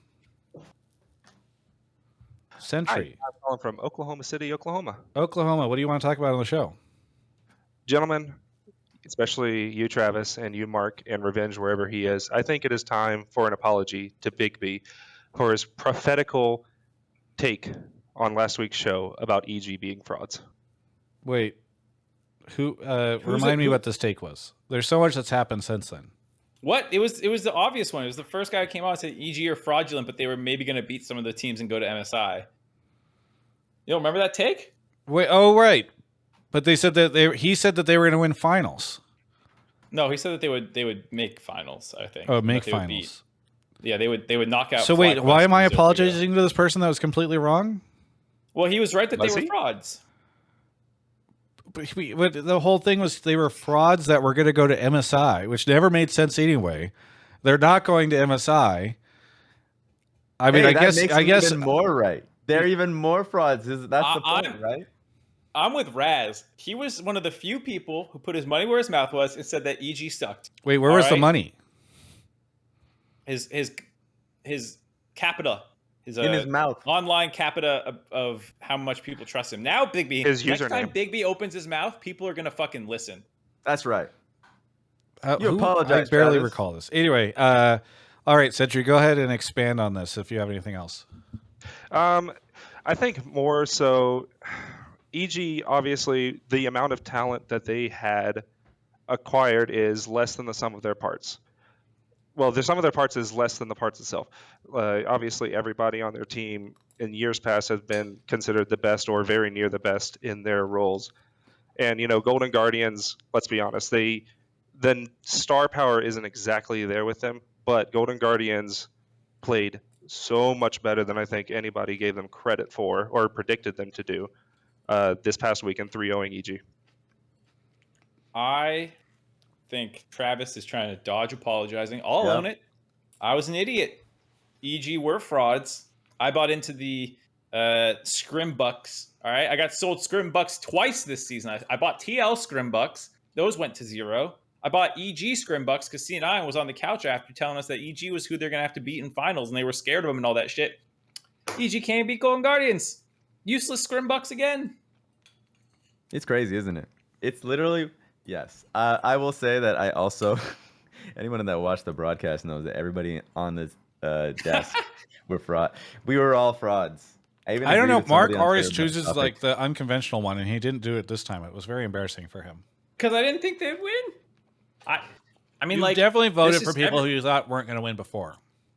All right, EG are frauds. The analysts are frauds. The pro players are frauds. The community are frauds. It was a 66%, if I remember correctly, fan vote for EG to win that series. You know who isn't a fraud? Travis. Who? Travis, you predicted EG to win. You're a fraud. I didn't. Yeah, you did. Ask Kobe. The night before they played, he said, "Oh yeah, C9 are saying that they're gonna stomp Golden Guard, or EG's gonna stomp Golden Guardians." And I said, "I don't believe you." Well, go look on Twitter. Kobe said this. He verified it. I said to him, "It's gonna be an easy 3-0 tomorrow. They're gonna shit on them." But is Kobe the man who I've deprived of a cat for years? The guy who would just take my side for the heck of it? But did you say it with your chest, or were you just being contrarian? What? Like, did you really believe it, or were you just being contrarian? Because I kind of believed it. Okay. I don't know. I think I would not have actually, if I had to put money on it, I would not have said 3-0, but I actually, something was telling me it was going to happen. I don't know. Okay. EG's just been so finicky all year long. I can believe that. I can believe it. Now, Was my drafted take, hang on, I want to clear something up, Sentry, here with Oh, your boy. fucking Oh, boy. accusations about me and my character. My biggest take with last week's thing was the caller was like, they're frauds and they're going to get exposed at MSI. And I was Every like, NA team wait, gets exposed at MSI. yeah, it didn't. I know. I'm just saying it didn't make any sense to say like, actually, this team sucks, and you'll see whenever they make it to MSI. I'm like, if they suck, then they're not going to MSI. The whole thing felt like a giant logical fallacy to me, and I was like frustrated because of that. And then I did this whole rigmarole, which I've learned to do over 5 years of doing the show, where I'm like, well, let me help contextualize your argument to make it more sensical. Maybe this is really what he means, is I'm seeing the Twitch chat just like say the most obscene, horrific things about anybody that I've ever seen before. Because anytime anybody shows up on the chat and they say something that doesn't make a little sense, everybody in the chat's like, get them off, they're a terrible person. But like, I'm usually one of them. yeah, exactly. You're usually leading the charge. You got the pitchfork and you're in the front of the fucking, yeah. Anyway. Raz is a big hang up emote user. Yeah, Yes, I am. It's his number one emote. And so anyway, that was what I took issue with. I mean, look, I obviously EG was favored going to do it. I don't want to do that revisionist history thing that so many fans go, where they're like, "Oh, these people were so stupid for ever thinking that this could ever happen." But like, I don't know. EG has just seemed so chaotic this whole time. I think the only narrative that I wanted to hang my hat on with them is be like, well, they usually do well in best of 5, so maybe they'll show up there. But I don't know. I'm not shocked by this. I'm not shocked by what happened, and I'm not apologizing to anybody. I mean, I agree with you that looking back, you could see a lot of signs of what happened with EG versus Golden Guardians, and I think we did put a lot of our eggs in the basket of what C9 and Fly were saying, were how EG were, scrim gods. But it is interesting to look back and notice that they did have their COVID week or COVID 2 weeks, one of the two. And they just been kind of up and down all season, whereas Golden Guardians they're playing really well. They're playing really well. I mean, to be fair, Golden Guardians have been up and down all season too. They went 7-game win streak, lost a bunch of games at the end of the season, went 0-3 in the final week, just like EG. I mean, it was probably closer than we gave it credit for, because we were all just smoking those scrim bucks. And for what it's worth, I will again be smoking scrim bucks in summer split. Yeah. I will never I'm stop. addicted to scrim bucks. Same. I will never stop smoking scrim bucks. Like, it's never going to end. And it's always gonna bite me in the ass. I will say the EG case, I think, was really confusing for me, just because at least I expected, after the whole COVID debacle that they had, where they had to play at home and all that, I expected them to come back and perform. Specifically, I expected Wojo to come into form, and I think it was like a combination of him and just the team as a whole. Like, someday FBI, in one instance, I would say inspired, like just underperforming, quote unquote underperforming for my expectation. So I don't know. I don't think they should make any changes, especially going into the next split, where what change would they make? I think if they can keep the team and hopefully come in, focusing on whatever the fucking problem is there that stops them from transferring whatever they have from scrims to actual stage. I hope that gets solved. But also, it does shine a light on what losing Impact does to a team. Just I think Impact in general, people tend to underestimate how smart, vocal he is within the game, things that we actually cannot see, and will always hyper focus on just draft shit. But there's that loss, I think, means a lot to them. Yep. I mean, I think we've seen in the past where a hype team comes into spring, flounders, and they come back stronger than before in the summer. Mark, Yeah. is this the least finger pointable split ever in LCS history? And I mean that I feel like there are so many teams where you just kind of go like this as to why they lost this split, where it's like, well, it's not that any of the players were particularly bad. It's just like the team was bad. You know, normally there's like one or two of these teams. I feel like we just have a shit ton of these teams this year so far. Like people say this about Dig, they say it about TL. You can kind of say it about Hunter T going out, EG going out. Like there's just a lot of situations where you can't be like, yeah, their bot lane is just terrible or whatever. It's just like you it's hard to figure out why a team of good players is just struggling. I think that like it's not that you can't point the finger at the problem, it's that the problem changed frequently for a lot of these teams. So like there's times like take CLG for example, like there's times where I thought mid lane was the problem, or times where I thought their bot lane was the problem, or times this is the problem. And same with EG, it's like, okay, JoJo's trolling, or like, okay, FBI and Vulcan are trolling, like 100 Thieves, like everyone had changed. Like TL is the most extreme example of this, where like literally everyone trolled on that team at different points.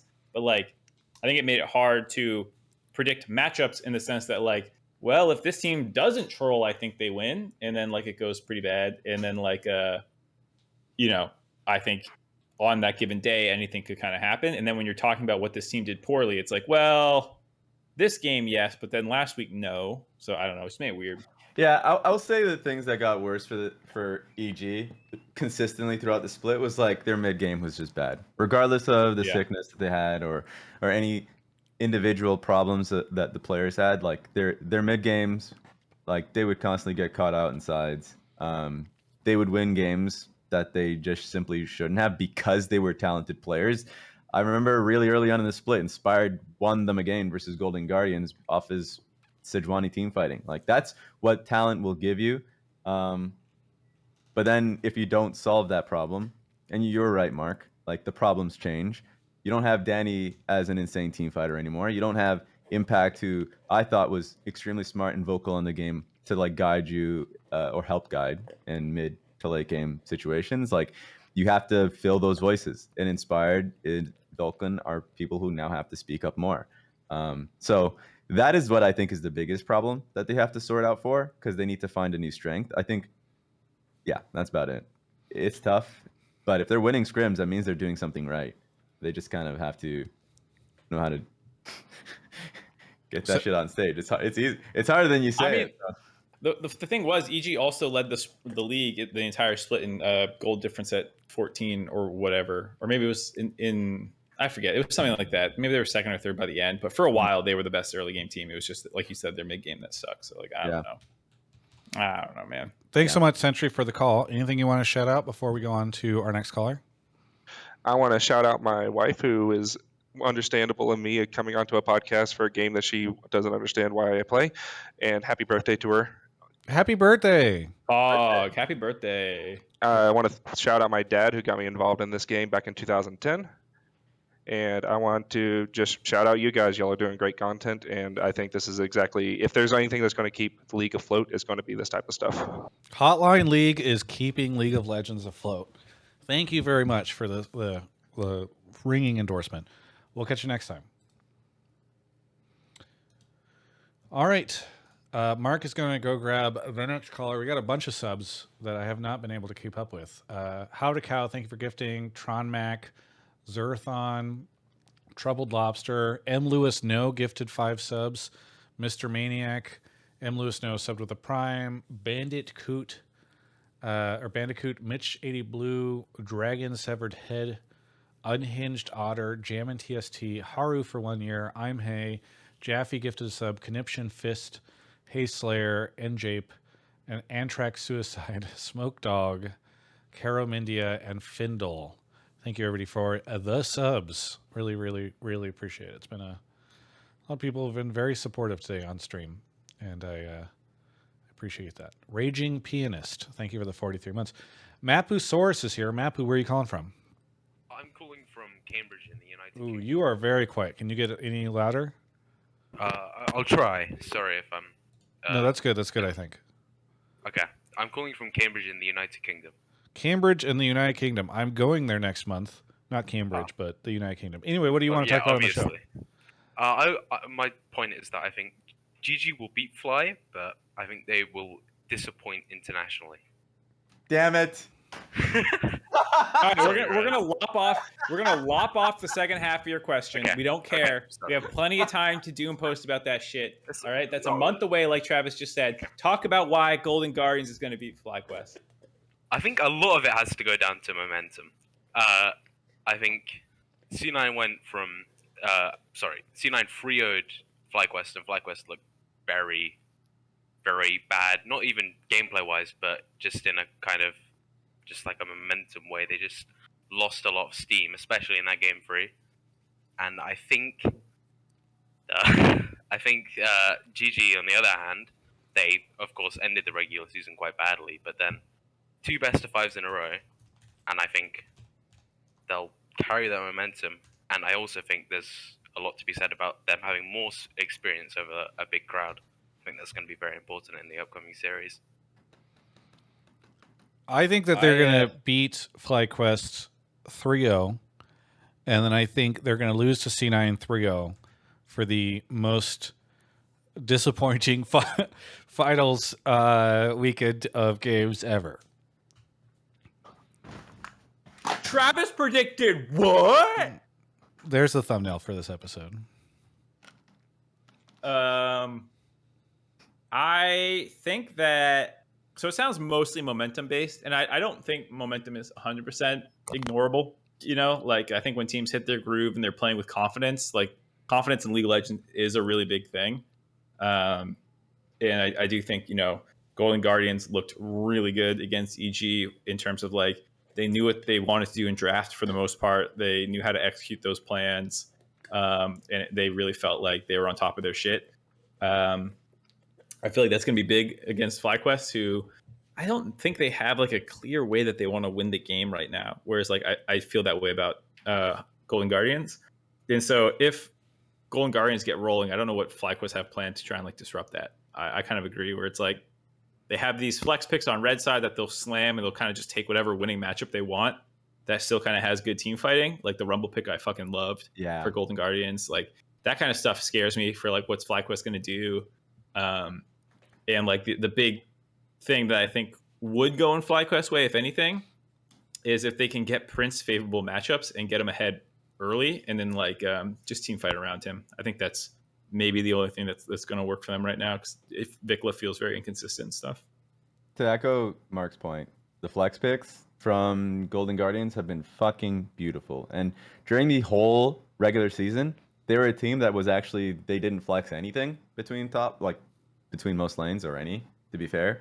And so they came off of like kind of predictable, not 100 Thieves predictable, but still a predictable team. And actually, Nick Jersey had a great interview with Licorice about that. And so like Licorice as a player took the role of playing tank top lane constantly, and even if he found an angle where he wanted to counterpick, or you know the team was performing poorly or like not performing great, so they just kind of had that band-aid solution. And now it seems like they know how to play the map really well, know how to play alongside each other extremely well. And they've just have now suddenly the best fucking flex and draft so far in the LCS by a large margin. You mentioned the Rumble draft. I fucking love the Cassante Tristana flex draft. Like that one was like, okay, you're flexing now 2 positions or 3 positions. And the Tristana being played bot lane alongside Rel, like this is just really smart shit. And mentioning confidence, like in both the 100 Thieves series and the EG series, they knew when to really turn on Baron just like that. Like being the 100 Thieves was a lot more, I think, was a lot better to see, just because they recognized a pattern from 100 Thieves, like slow pressing for Baron and not committing, and like basically not trying to give Golden Guardians an angle for an engage. So they said, fuck it, let's just flip it, because they're not actually walking up to steal. Like they don't think we're going to do it. And then the last game in the EG series, the way that Licorice was just starting to burst the Lissandra bot lane, and then they instantly went for Baron. Like Someday didn't even need to TP bot lane for that to be a good situation for Golden Guardians. They just play really well across the map right now. So I think that's a really good point. Good shit. And do you guys think I'm going to be right with my prediction? I don't think 3-0 will be right. I just No, you're I In don't- wrong. either Travis. series? The last But- series, sure. C9, fair enough, I think. But like, I think FlyQuest will win games no matter what. I don't know if they'll win. Ugh, it's hard, man, because like there's a world like Golden Guardians, like they absolutely crushed EG. I don't know what's going on. They had 2 whack ass drafts where game 1 EG has 3 marksmen, and game 2 is that triple flex draft. The triple marksman draft was so fucking troll. And then That was. yeah, like the game 2 flex draft was crazy, and by game 3 it just felt like they were like mental boomed, and like they again flex on them, and like the rumble goes top, and they're like, oh my god. So like I don't know, maybe like that could have just been like the holy trinity of drafts for GG, which makes that series not look fucking close at all, and like you kind of start overrating GG, and like they don't get this like insane level of control over the games heading into them. So like yeah, I think there's a chance that because FlyQuest played C9, who's the best team in the league by a considerable margin, and Golden Guardians basically, I don't want to say cheesed, but like they just checkmated them in draft a little bit. It felt like it just I think it might have made both teams look more extreme, where like FlyQuest is shit and Golden Guardians are gods, and I just don't think that's actually true. I think your take is a bit extreme, but I agree with the idea. Like, I think right now people are just shitting on FlyQuest because they lost to an extremely dominant C9. And if we're talking about, I mean, the caller mentioned internationals, but like right now, the biggest threat is that we have is C9. Like C9 right now seems like the most complete team. We're a one-team So, league. like, yeah, there it is. He said it, did not me. Always have been. And Travis is the positive one. What does that say for us, guys? But to the point, I think it's going to be a lot more competitive than people expect, so it shouldn't be a 3-0. I don't see that at all. But I'm also done doubting Golden Guardians at every step. So people are like, oh, heaven forbid they're proficient in multiple phases of gameplay. I think the thing that I'm saying is that like you can only trick people so many times in the beginning. Like now I think FlyQuest in their prep will say, if we see an early Cassante, it is not going top 100% to Licorice. If we see an early Tristana, it's not instantly going here. And like you just have more things that you're aware now, you have more data on this team. And that was the first time we had seen a lot of these flexes out of Golden Guardian. yeah. And it's the same way that like when 100 Thieves ripped off their win streak, it took teams a week or two to pick up on the fact that Tenacity is playing 2 champions, you know? And so like that's why I'm saying like I think the draft gap that was absolutely huge in the EG series, it might not be as important. I think the red side is better than FlyQuest. I think their red side drafts will always be better than FlyQuest in that series based off what we've seen. But I don't know if it's like 100% as crazy. Hey, thank you so much, Mapu, for the call. Anything you want to shout out before we go on to the next caller? Sorry, we don't have time for like a rebuttal or anything, but we gotta slam through these callers. Shout out to you guys for letting me on the call, and I hope you enjoy your time in Raleigh. Yeah, thank you. I'm excited to visit the UK. Do you play Magic? Yeah, we'll see you there. Oh, he's gone. He left on his own. That's his thoughts on Magic. I said, you play Magic, and then they just immediately left. Okay. He's gone. That would be me, too. I'm not gonna lie. Huge shout out to Jer Bears for the 100 gifted subs. And that's on top of Jer Bears sent like 750,000 bits earlier or something. $750 earlier in bits. So thank you, Jer Bears, for being so generous. That's insane.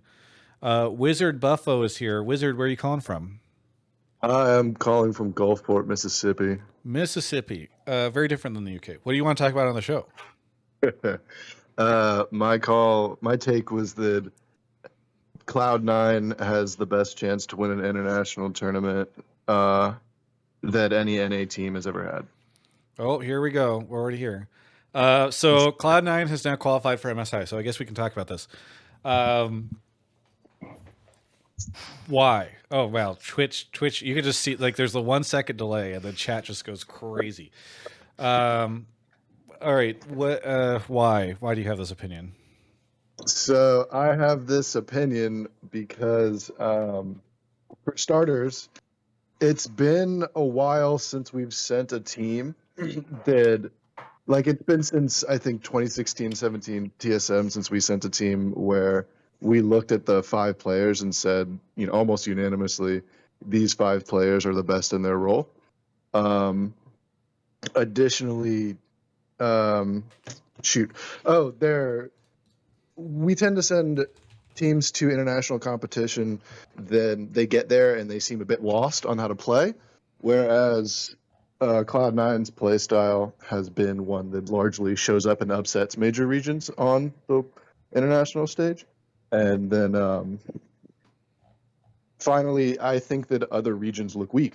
I think that the top teams in other regions have started a bit of a downturn in either the second half of their splits or in EU, and it's their spring split, and they look a bit more vulnerable than normal. I'm not putting this take out there to say C9's at the 75% chance to win, but I think that this is the best chance we've had in a very, very long time. If you have a 1% chance normally, and you have a 2% chance, We've then we're twice as doubled likely our than chances. usual to win MSI. I'm Is it trying to unreasonable think. to say that? I don't There know. was not much hope going into Worlds last year, I don't think. When was the last time that we had a team where people were like, this team is really good? I think people believed in the double lift teams quite a bit. The double lift team liquids.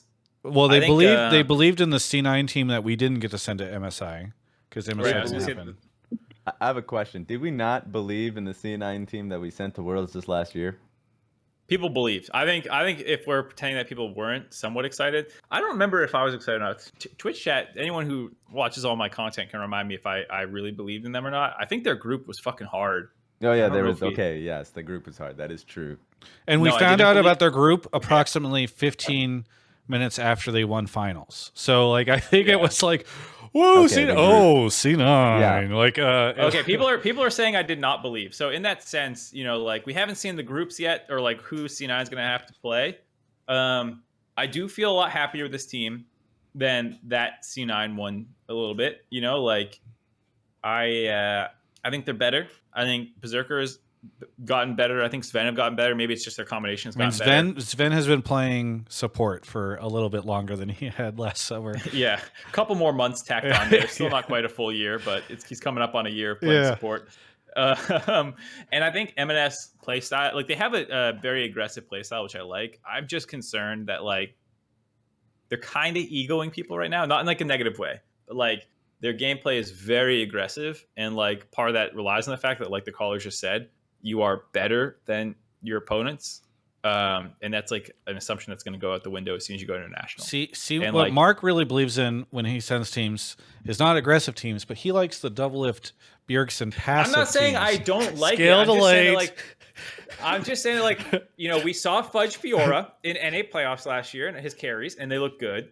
And then international, not so good. And then again, here, he's playing a lot of carries. I'm loving his Jace. I'm popping off about it. It's incredible. And then it's going to go international, and people are going to be like, NA Jace, what the fuck? Yeah. And like Eminez, when he falls behind, goes 0-10, or some shit like that, and then suddenly we hate this team again. And I just don't want to do that song and dance. Because I actually really do like this team. And I think they do have a decent, like, by NA terms, a good shot. But like, I just don't think that still means anything likely. Yeah, I will say the point that you made about the group. Forgot about that from Worlds. Yes, the moment I saw the group, I didn't have faith. But when I didn't see the group, I was like, "This is the best fucking team we're ever sending, guys." Oh no! So and then of course, yes, we saw the draw. And now MSI is pretty fucking hard, guys. Yeah. Like they've added more teams. I at least last time we had faith that they could make it to semis if possible, if we could take out EU. Now we have to go through what? 2 LPL teams, 3 Korean teams. JDG looking stronger than ever now that they have Ruler on the squad. A T1 that's obviously dominating. EDG that has now a stronger top laner in Ale. Like and I thought Leave coming into the year. Of course, I thought he was going to be a downgraded Viper, and may that be the case. Like, he's still a really good AD carry. Like, there is just a lot of teams that I would put above Cloud9 right off the top. Well, so the nice thing is, Raz, is that normally at MSI we play some group stage bullshit. We it isn't even always true, but when we do sneak through the bracket stage, we then usually get boomed by an Eastern team. Now we can get boomed by an Eastern team and then try and beat a European team in the losers bracket. And if we beat EU, that's a big dub in my book. that's it. Man, All right. We did it in the UK too. That's not even formally part of the a European Union? That's crazy. You know what? Now you've sold me, Mark. Now you've sold me.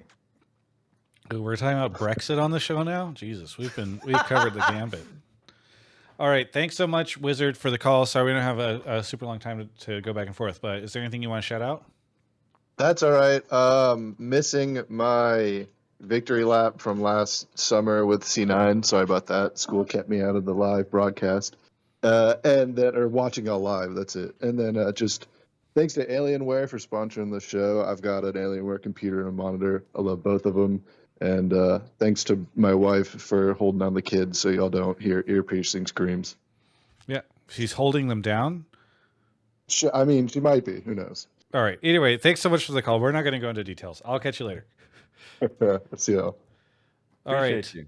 We have too many loving couples. We need someone sad, equally as sad as all of us. I think this is a reality. I agree with you, Raz. We need more sad people. Like Wait a minute, kick Mark out. He's not one of us. No, I know. He got engaged and it pissed me the fuck off. Okay. Thank you to Jumbles for the Prime, Riven, and Boom Ski Ski for the Prime. Really appreciate everybody for the subs. Raz and I are single, and if anybody's watching from our 95% male demographic, just let us know. We're going to be in Raleigh. All right. Mark is coming back with the next caller. Raz with the Riz. I was yelled at this weekend and said I can't use the word Riz by my video editor, Drew, who's a Zoomer.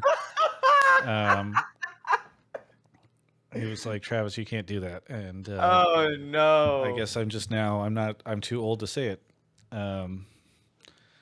Mark is taking a while to get our caller, but hopefully soon he will have them there. Nice Dokla.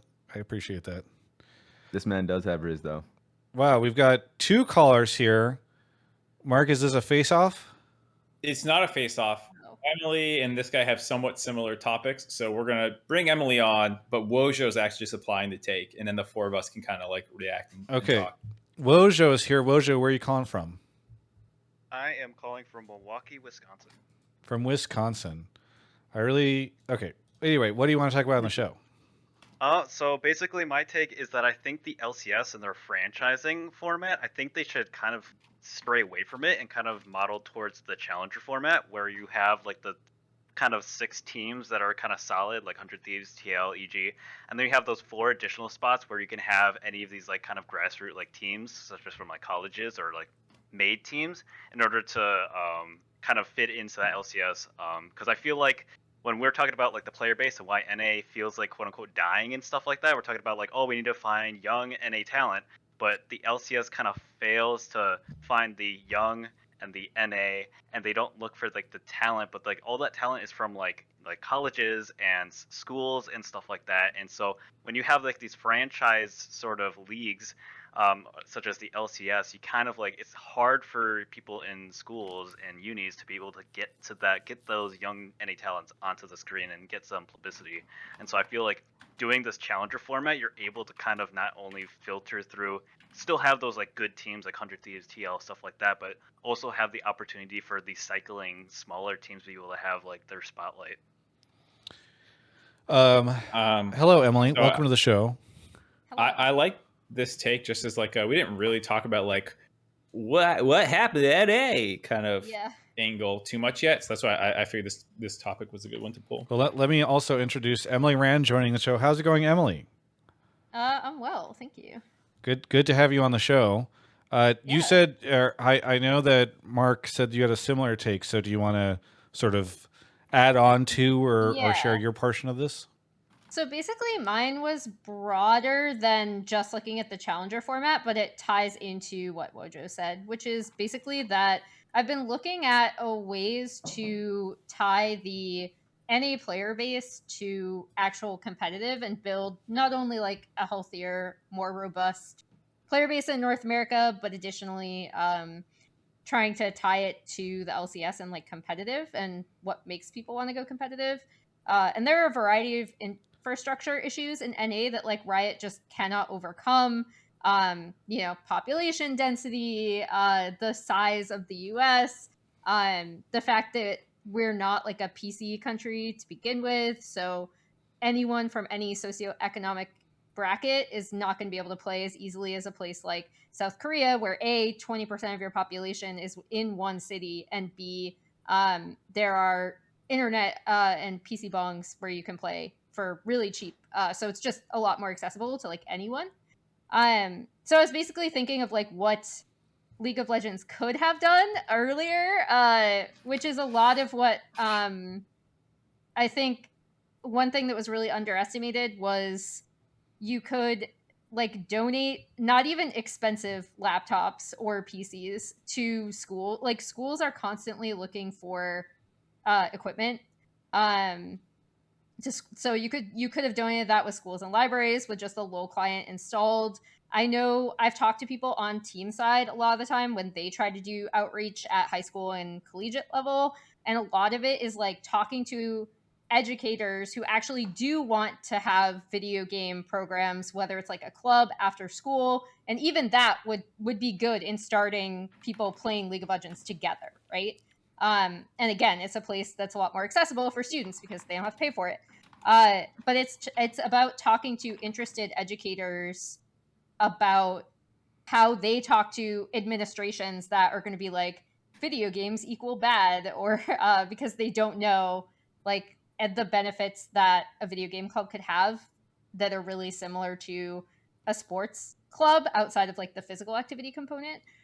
So yeah, my thing was just like there's so much stuff that Riot and or like we I guess as a broadcast could be involved. Like I would love to do stuff like this where it's like you go to a school and talk about League of Legends while having donated some like inexpensive laptops or PCs.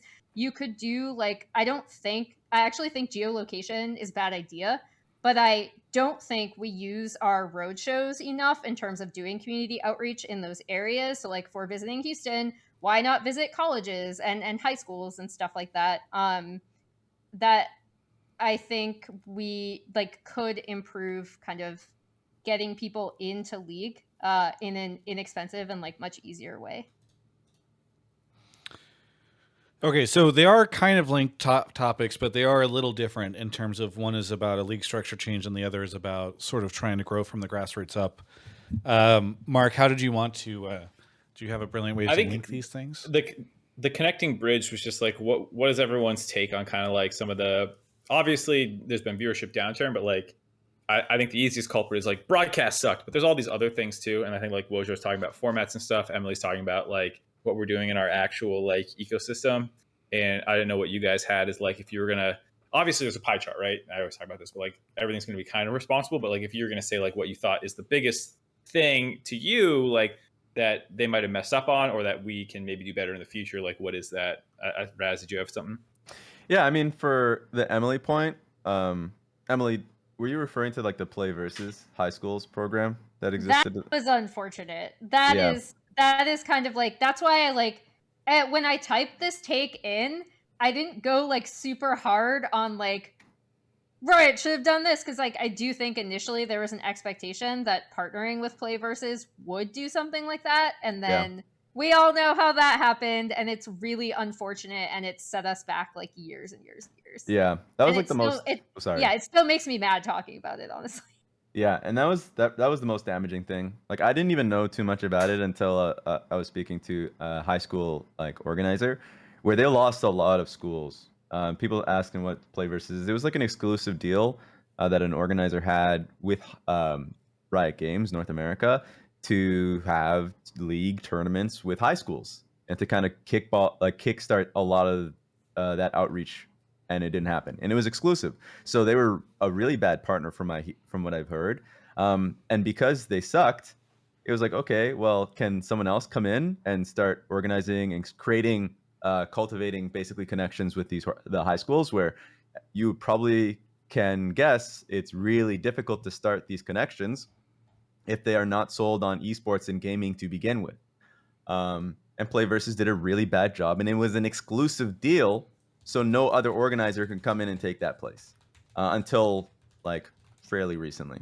So that one sucked, and I think that is slowly starting to like get better. So from that angle, yeah, I think there's not much you can do about that other than just slowly building those relationships again, and also kind of putting more resources into community outreach programs. Because at least for me, how I got into gaming in Canada was just through, it was like a high school community center where I was able to play with a lot of friends. It was console games, to be fair. But that's how I connected with people, was through, yes, playing basketball, but also going to a community center that was really nearby and feeling like I was creating new friendships and also interest in some of the games I was playing. So that's something that we sorely need and do not have. And the play versus thing really hurt from an organizational level. That's what I'll tell you on that one. So I'll dive in and go back to the original take, which was about the format of the league. Wojo had sort of mentioned the idea of, hey, let's have 6 teams that are permanent partners, and then the rest kind of can rotate in or out. This is actually how Valorant is set up. Yeah. And you can go look at the interview I did with John Needham at the end of last year during Worlds, not the one I did with him and Nas about the the time stuff. But he talked a lot about how basically they learned their lesson from League, which is by having people pay into a system, you're kind of stuck with them because you've now sold them something and they get the ability to keep that, and then whatever they decide to do with it is up to them. And he basically alluded to the idea that like they've had some poor partners come in and be franchise partners in the league scene, and that with Valorant, they didn't sell the slots. There were specific requirements that the teams have in order to maintain the position, but they didn't sell the slot. And they also only did they did long-term partnerships, not permanent partnerships. So everybody can go at some point in time. And with some teams, there is a hybrid kind of, from my understanding, promotion relegation system for some of these other teams. And so that is more in line with what you were talking about, Wojo, in terms of helping to filter in perhaps, the 5 guys with a dream thing, which was what was the thing before you had franchising, where these random teams could come in and take a spot. Now, the challenge is that in order for Riot to unwind franchising, or at least unwind it for some of their teams, they'd have to pay back whatever the value of that team is to the organization, unless the organization somehow goes bankrupt and isn't able to sell the slot. And so actually it's funny because I was talking to somebody a couple weeks ago, not about even CLG or TSM, but another org, where it was like, oh, what if this org goes bankrupt? Because we've heard they are having, a ton of the orgs are like, they're not flush with cash the way they were before. And I was like, yeah, if they go bankrupt and they don't sell the slot, can Riot just be like, hey, we're a 9-team league now? Because I actually think it'd be really cool to see the league go down to like 8 teams, quite frankly. I think it would be healthier for the ecosystem. You'd have less mouths to feed. And there's a couple teams where I don't think the fans would really super care if they weren't around. So, I just, the challenge is that you really, like, Riot needs to pay teams to leave, and they might need to pay them 10 million or more, depending on how things shake out, in order to get out of the league. And so that's why I don't see that happening anytime soon, Wojo. Like, unwinding franchising is unfortunately not a very easy thing to do. But I do like where your head's at, and I do think there would be an interesting world. Like, I envy the Valorant system a little bit, where go ahead. Oh yeah, I agree with that, and I think coupled with like what the LEC is doing, where they're having the 3 splits and then they're like knocking out the last 2 teams, we're seeing how much like success that's seeing, where people are like, okay, I don't want to see these 2 bottom teams like play against each other. I think we had in previous Hotline leagues where you had conversations about how beneficial that league would be. Like, this would also be like a similar concept where it's like, okay, yeah, we saw the last bottom 4 teams keep playing with each other, but like if we wait for like the next split or the next season, you'll be able to see a new rotation of 4 teams or 2 more teams that come up, and it kind of just refreshes the split. So now it's not like, okay, is like Dig gonna run it down again, or are they gonna change the roster? It's like, that's like not as interesting as, oh my god, like here's this new team I've never heard about, and like let's watch like this underdog story, like see if they can climb and it's like fight for their spot. Yeah, I mean, there are definitely benefits and reasons why you want franchising. Though I really quickly want to address Emily's thing, and then I'll toss it over to Mark to wind down the conversation. I also agree with the idea that there could be more that's done at the grassroots level for the league. Emily, you were talking about getting people computers. They are not a sponsor of this show. I wish they were, because I like their product. But GeForce Now, which is on this pillow behind me, because they sent me this pillow like over Christmas or something, is a service that actually lets you do cloud gaming, essentially. So the idea is that much like you can stream a Netflix show over the internet to a TV or some low power machine or something like that, you can play games over just as a streaming service. And there's a little bit of conversation to be had, I guess, about latency or something like that. But it would be really interesting to see educational programs where people are using GeForce Now. You know, maybe schools can get access to it for cheap or something like that. And because, again, to Emily's point, it is just really, it is a lot of money to be able to get a bunch of computers that play League of Legends, even if it runs on a toaster. And so using new technology like that to just enable people to play games, I think can be something that can be really helpful, and help folks that do not, folks who do not have the means to go and spend a lot of money on a computer, or schools that can't go spend a ton of money on getting 50 of them. There's solutions out there that allow you to get into it. I know, and I appreciate it, because everybody in the chat right now, they're hardcore Alienware fans that want to have like the super fast connection, and they're like the latency. Yes, I get it. It is just about getting an entry level experience. There's a lot of people who started gaming on subpar systems and are now really great. And yeah, access is the best way. Mark? For me, I think format is interesting, and like studying exactly how much,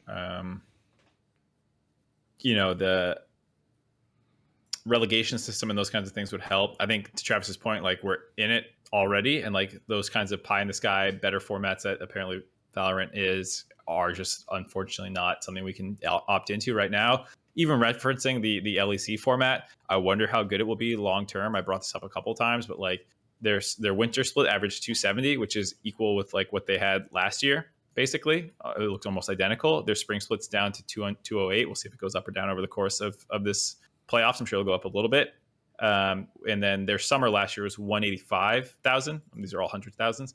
And so if they keep this trend of losing X amount over each split, like it'll continue to go down. And like this is also with Koi joining and like other things. So like I'm not immediately convinced that, like, I think their format's really cool. Like I personally enjoy it, but is it best for viewership? I don't know. LCS has done its own punting of viewership through format changes before themselves, whether that be their best of three. The way they did it is questionable in terms of like the dual split stream thing.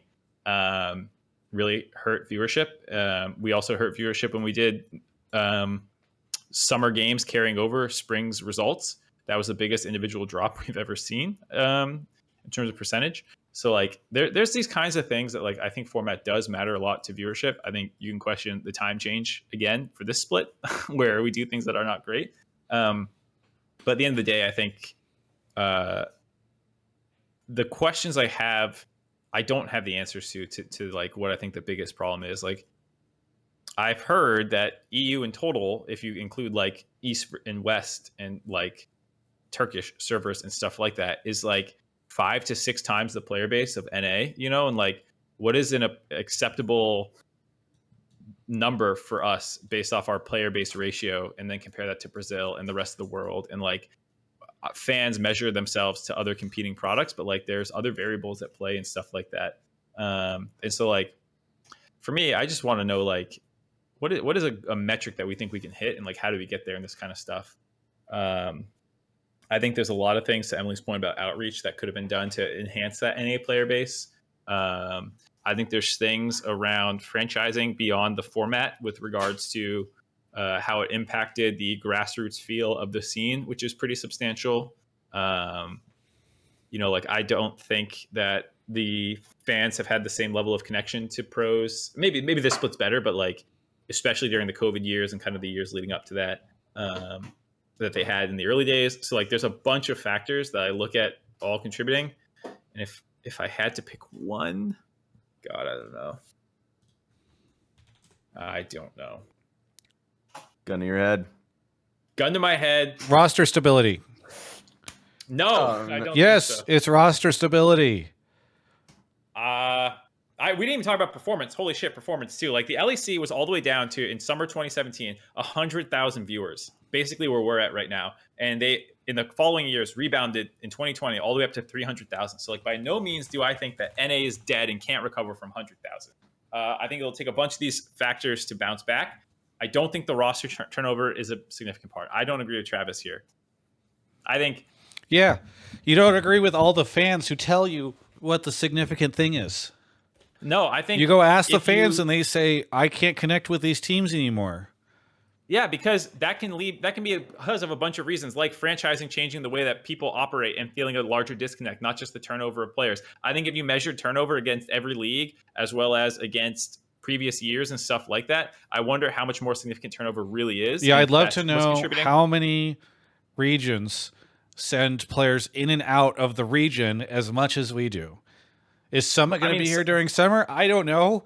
I feel like there's a 50-50 chance. I haven't heard anything, but if so, he will have come to the league, then left the league, then come back to the league like 3 times within an 18-month period. Can mom and dad stop fighting? I think if you look at the other leagues, they have pretty high fucking turnover too, just through churn of having a more aggressive challenger to pro ecosystem level churn. And they phase out just as quickly overall. I'd reckon. I'd want to do that math across year over year over year. Someone can do that maybe. Well, I don't have Tim anymore, so I don't. Ripperino Tim. Anyways, point is, it's complex. Why players felt disconnected to the pros, which is what I do agree with you in your sampling in your studies, is that there was a disconnect that grew between fans' attachment to teams and players. And why that came, because the broadcast sucked maybe, because teams and players and franchising separated them, maybe the format of franchising just throwing money at people who fuck off and had no interest in our actual ecosystem. The fact that we didn't do a good job building up the amateur scene, or to Emily's point, like finding new players. Like, I don't know. There's a lot of reasons it could be that. But I do agree that is the symptom. What is the cause? I'm not 100% certain. All right. Wojo, thank you so much for the call. Anything you want to shout out? I'd love to shout out the Milwaukee Esports Alliance. It's a nonprofit organization I'm part of. They're doing great things to get Milwaukee on the esports map, specifically for League. And then I hope that Riot kind of builds a better infrastructure for high school and university leagues. So thanks for having me. That's awesome. Thank you. Emily, how about you? What do you want to shout out? Say really quick. I don't have a shout out, but I'm just gonna say that because I've seen it in chat a few times, and because we also focused on in this talk a specific like competitive pipeline, I think the value of reaching out to schools as well is just making it a more common thing. Like, for example, I did cross country in college, but I'm obviously not a runner. I also did club rugby, and I'm certainly not a rugby player. But there's a larger chance the more people you can get playing League of Legends, just the larger amount of invested people you'll have in going pro, but also just following the competitive scene, even casually. So Emily, I did that's want not. to say that. That's I don't not have a any shout shout out. outs. You fucking scammed I'll us. shout out. I'll shout out you. I'll shout out Alienware. Thanks for having me on. Sorry, I'm here to rant about competitive infrastructure again. Everyone's very That mad sounds that like you're a not shout out shouting to out me. KT. That sounds like a. Oh. Shout out to Raz and Mark. They're both awesome to work with. I love working with them every week. No, you. And also shout out to Travis. I miss our podcast. I was gonna say, remember when we used to work together every week? Yes, I'm actually still so sad it doesn't exist. I just sleep in Tuesday mornings now. All right, thanks so much, Emily and Wojo, for the call. We'll catch you guys next time. See you later. See ya. See you guys. See ya. That sounds like a shout out to me. Shout out to grassroots, movements overall. What? Yeah. Oh, yes. All right. Yeah, anyway, see? Mark, what do you want to shout out, Mark? It's the end of the Shout show. out. You. The end. What? Oh, that is. You know what? You guys stopped fighting. That's fair. I have never seen that show. What? That wasn't the show. You. I was shouting you out, Travis, but fair enough. I'll Oh, leave now. Bye. Thank you. Good talk. Raz, See ya. what do you want to plug? Shout out to Hotline League and Counselor's Couch coming to a city near you, Raleigh. So, hope you guys enjoy the show. Apparently, it's going to be on Travis Gafford's channel. The source that said that is Travis Gafford himself. So we'll see you guys there. Yep. And then for me, I want to shout out all of the really talented and wonderful people at CLG who have put in a lot of hard hours over years now to try to make that organization sing. And unfortunately, I think they never were put up for in a position to succeed by MSG. And the situation that's happened is, I think, really, really a bummer. So I just, if you know a CLG staff member, you follow one of them on Twitter or anything like that, or any of the players that are affected by this. I know there was a Melee player that just got signed at the end of January and is now having a tough time. He tweeted earlier. Just go send support if you can.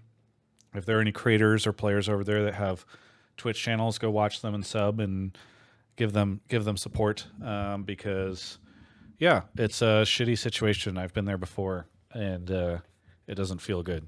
A lot of people feeling really shitty tonight. So just and remember them, I think, whenever you guys are memeing on Twitter or on Reddit or anything, making jokes, or just understand that there's a lot of people who, even if this was just an entertainment product for some folks, it's their livelihood. So thanks again. Shout out to CLG, and best of luck to everybody over there.